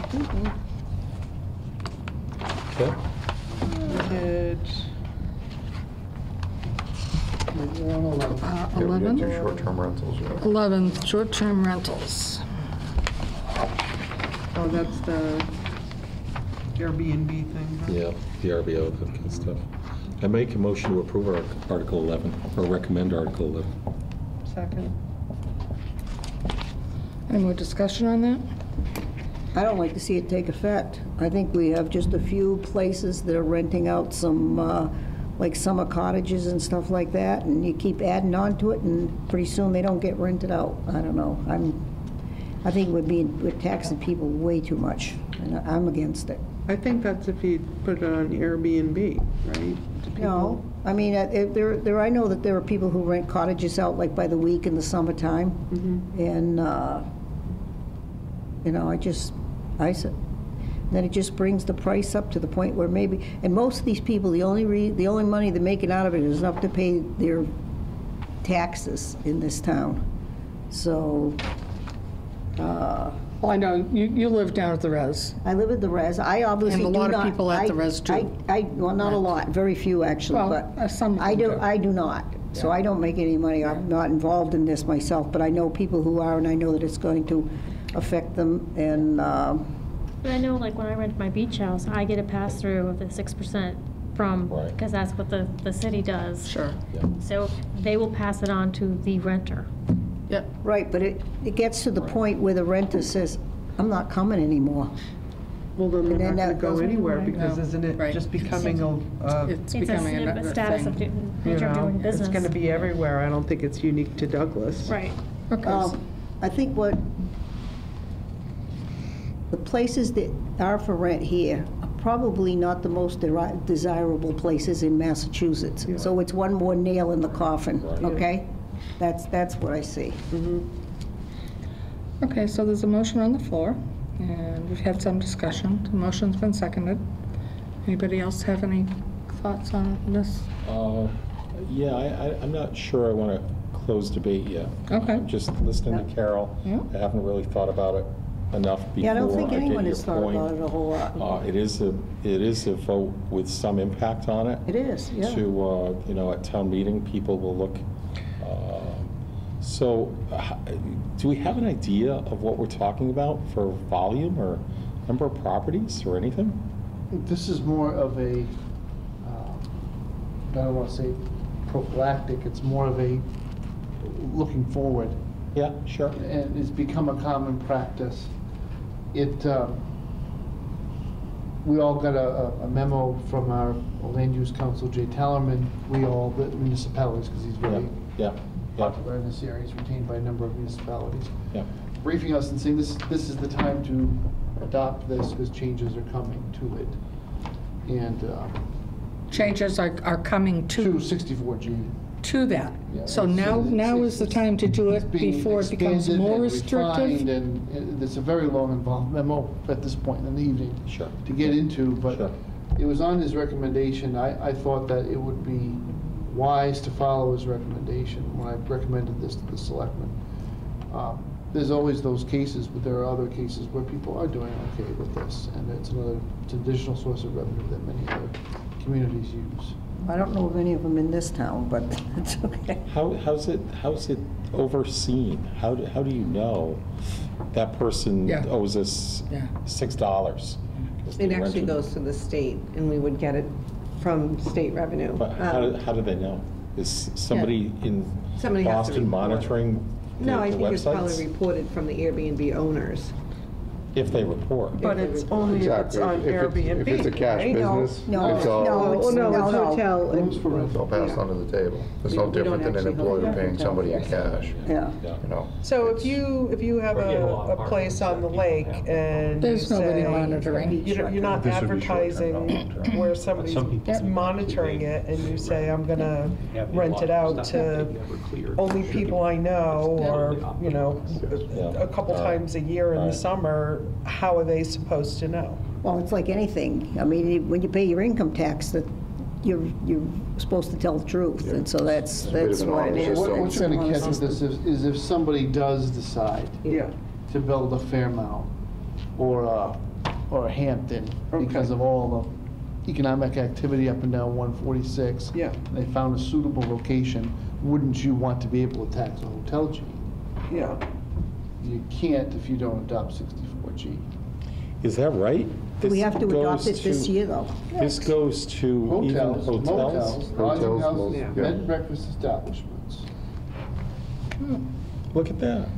Yeah, so. So if we go and buy the old Schuster Yeah, I house get down it. the street and we want to do a B&B and have people come to Douglas, you know, But we're talking about 95% of the revenue could be the Hampton Inn, and 5% maybe not reported could be the little VRBOs or Airbnbs over on the reservoir of the lake or something like that. Okay, all right. Thank you. Where are we going? Any more discussion? We've got a motion on the floor. It's been seconded to recommend to town meeting. All those in favor? Aye. Opposed? Opposed. Personnel bylaw amendment. So, Madam Chair, when the Town Administrator Act was passed and adopted by the town, this would have been 2012-ish. Labor Counsel Brian Mazur rewrote the personnel bylaw to be in conformance with the provisions of the Town Administrator Act. He did the same with the personnel policy of the town. The Board of Selectmen just recently had their third reading of the personnel policies, so they adopted Brian's changes to the policies. The personnel bylaw still has to be brought into line with all of the allocation of responsibility in the Town Administrator Act. There is one amendment that I added to clarify who's eligible for vacation. No part-time employee, regardless of their title, if my amendment were adopted, would be eligible for vacation. So we have the unfortunate phrasing of department heads and full-time employees. At the time the bylaw was written, all your department heads were full-time. Went without saying. But now we have department heads that are part-time. And they're claiming for vacation. What's considered full-time? 20 hours? Yeah, 20 is the magic number. It's, For full-time? yeah. That's why it's nice to work for the towns. Are you serious? Yes. I didn't think that was John full-time. didn't quite get the That's 20 hours No, is 20 benefits. 20 is benefits. Benefits, Yeah. but Yeah. the vacation is a benefit. Yeah. But you get all the full-time benefits, you get health insurance, everything, all the benefits at 20 hours. That's not a Town of Douglas rule. It's not just us No, anymore. it's I a mean, state. if you follow this very closely, the Affordable Care Act. Yeah, for Went a long health way to insurance, it's 30 hours is Yeah. full-time. Yeah, but there's a number of hours too. Well, if you're going to look at full-time equivalents and all that kind of thing, but for a regular company that has only full-time, Not it's like 30 hours, full-time yeah. is 30 hours. If it's part-time, you have 2 people part-time, you get nothing. But I don't want any part-timer to get vacation time. And it's silly, Yeah. so. But most of this is just to take into account. My fear is what I don't want to do ever is end up in arbitration and have my authority as the administrator of the act and the personnel bylaw questioned because it wasn't brought into conformity with the Town Administrator Act. So someone would say, well, you skipped this step at the personnel board, you were supposed to do this and that and the other thing. And my response would be, I don't need to do that because the act trumps the prior bylaw. That would be correct legal analysis, but you know how it is. right? You get into arbitration, you create a little bit of doubt. The arbitrator's probably not from the Commonwealth. Right. Yeah, so. Make a motion that we recommend Article 12 as written. Second. Any more discussion? Questions? All those in favor? Aye. Aye. Opposed? Unanimous. General bylaw change. I make a motion to approve Article 13 as written. Second. Oh, take it, Lynn. Howard and Lynn. Any more questions on this? It's a cleanup thing. All those in favor? Aye. Opposed? Unanimous. Reduce FinCom, oh, okay. I make a motion to reject Article 14 as Okay, written. so we're gonna pass over? That would be the term, I believe.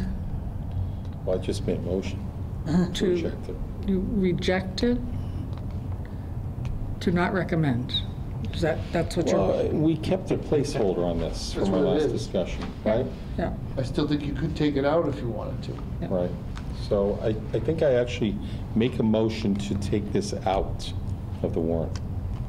remove. I Well, don't you would know. ask the selectmen to take it out, because we're gonna reopen the warrant next Tuesday anyway to take. I make a motion to Okay. recommend that the board take this out of the warrant. Moves. For the board, I'll That's second something it, we can move. do? Okay. just Well, for what- discussion. What's the cleanest way to do this? Well, I was just thinking as a contingency, I'm not a member, Madam Chair, may I have your indulgence Oh, please. on the motion. It would be to request that the Board of Selectmen remove it from the warrant, and in the event that they do Yeah. not, to express the To opposition. recommend. Okay. I'll do that.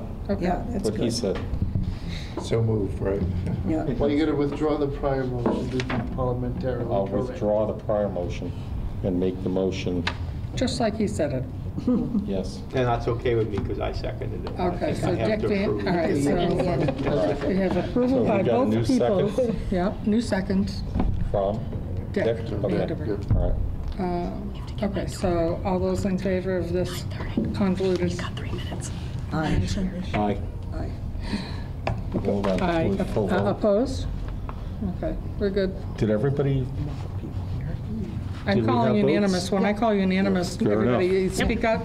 Yeah, or forever yeah. voted? That's over. I just have a question. Again, I'm the new guy, but Oh, you don't, no excuses. like Article 13 that we just voted on, Yeah. to me, doesn't clearly have a financial. Right, Article right, 13? Right. Why do we vote on things that aren't financial? We're a Boy, finance committee. yeah, I know. Yeah. Doesn't make I can any point you to the state law, which says that Finance Committee votes on all We have articles. to, or we choose to? No, it can be decision of the committee itself. Right. I mean, So we Dick, you can get into- all decide on that. You get into close calls on whether Tomorrow? or not they Some of them. are affected by finance Yeah. or not. Yeah. I thought of that as Bill was going through some of his zoning ones. The zoning use, yeah. I mean, sure. that's economic development. Oh, that's Is that not definitely financial? Well, so, right, and so I didn't raise it because Yeah. I did bring myself around, but you're right, some of them are Yeah. clearly Weird. don't appear to have a financial impact. Yeah, and I Direct, agree. Anyway. So, Dick, you could almost do the same thing. Move to recommend that finance take no position on it because it's not perceived It to be. just seems to me, as I recall at the town meetings, that often warrant articles that would either have Finance Committee approves, disapproves, or has no opinion on. We've done it in the something. past. we've done We've done that in the past. Oh, okay. Yeah, we have done that in We the get past. snarky and do that sometimes. But it gets actually gives late. you more credibility, doesn't it, on the ones you do vote on that Yeah. are clearly financial. I mean, you could almost make a case that any of these really could be financial. I mean, like to Matt's point before of if something was to go into arbitration or come under legal review, that generates legal costs or exposure to the town, so, That's right. you know, is it in good practice to And try I- and mitigate some of those risks in the future? You And know, I admit to Dick's point, I tend to, after a couple of years, just go forward and vote one way or another. You know, Dick, sometimes it'll take or can take longer to do the analysis to go the other way. Gotta go. That's up to you. I have a daughter to pick up at dance at 9:45, so I have to apologize. I can't. Okay, thank you for coming I vote to recommend you tonight. do that. I second that. I don't think we're going to be doing minutes tonight. All right, thank you so That'd be a much. good thing. Thank you, Heather. Thank you very much, Heather. So Heather left. Yep. So Article 20 is Douglas Renewables, and I know nothing about either of these, so I'm going to allow our administrator to 20 and 21 at the inform same us. time? Yes, well, 20 and I would 21, recommend yeah. you try to do them at the same, I'll talk to both of them and you can decide what to do. They are different people. They are different people, they are different parcels. Yep. The agreements are of a different size in the sense that one is larger than the other in terms of the megawatt hours. But the rate of taxation, not really taxation, the payments in lieu of taxes were established at $7,500 per megawatt hour with a 2.5% inflator every year. What, Compounded. 2.5%. So we made it match the Prop 2.5 levy limit. The trade-off would have been to get a higher but flat fee. And I prefer the inflator. 20 years from now is a long time. So we might think, 10 or 11,000 per megawatt hour is great, but if it's flat, where are we going to be in 20 years? Right. So the way this works, it's kind of funny. The first year, you don't get a payment from them until after they've been up and running for a year. So you give them a chance to gather the revenue from the project to pay it. And the first year that they pay, it comes in as new growth. And the following year, there's a lot of gymnastics that Beth has to do on the assessment side, but it becomes the first thing that goes into the pot, if you will, into the base and the levy, are these pilot agreements. So they're not excluded from the base, they are part of the base, but they're figured differently. But because it makes her job a little bit easier, if they're going to grow at their same rate as the levy, then they're growing at the same rate. These agreements were negotiated with the benefit of legal counsel. He approved both of them, as did the Board of Selectmen on his recommendation, on Richard's. I didn't hear you. The Board of Selectmen, I know I'm starting to lose steam like all of a sudden. The Board of Selectmen voted to approve these pilots on the recommendation of Town Council. Okay. Do you know how many megawatts each one of them is? Yeah, one's 11 point something, the other's 6 point something. 11 We'll point. get the exact number when we do the inventory after they're built. I think the revenue estimate here was right around 180,000 total. Of both? Total for the two. For the two? I move to recommend both Article 20 and 21. Second. Can we do that? Yes. Okay. I just did. Yeah, but I didn't know if we could do them both at once, so we had to do them separate. All-powerful Howard just did that. Pay no attention to the man behind the curtain. That's right. I have, wait a minute, Dick Vanderberg. What was my question? How did we come up with a negotiating amount to reach the pilot? Did we go by averages, or somebody recommended, or who knows? I did a little, informal poll of, we have our own energy consultant, Tradition Energy, and others. Early on, solars were 10, 11,000 per megawatt hour. But that was at the time when all the credits were floating around. These programs have become more and more modest. The incentives are lower and lower. The going rate now is between 7 and 8. So we split it in half, said I'd rather split it in half, get the inflator than go for 8. Okay. Any more questions? Motion on the floor, seconded. All those in favor of recommending Article 20 and 21 to town meeting? Aye. Opposed? Unanimous. Unanimous. We finished, people. We are finished, I think. Before we move to adjourn, I Okay. would like to go on record and say that I thought that I really appreciate all the work of Jean this year, as always. Say great always. job, sincerely. Great work, great detail, sincerely. And Matt, I would also like to offer the sincere appreciation that I think you did a great job this year. I thought you did a great job tonight. I really appreciate the information. It feels as though you're really doing a nice job working for the town's benefit and getting some of this information and having a long-term approach, and I appreciate it. Thank you. But I would echo the sentiment that we couldn't do it without Jean and all our department heads, but our finance team is well led. Yep. Any more comments? One more motion? Motion to adjourn. So that was no meeting minutes. Not No tonight. meeting. We're going to skip on. Correct. I just said something nice about you. Will you let me drive to Northampton before the I want to, pass my test tomorrow? Okay, so that we have. if Jean makes us approve the minutes tonight, I want to, So we have a motion to adjourn Yeah, did from anybody Carol. second it? second. Seconded, Howard. All those in favor? Aye. Opposed? Crystal. Our next meeting is town meeting. May 6th. May 6th, you have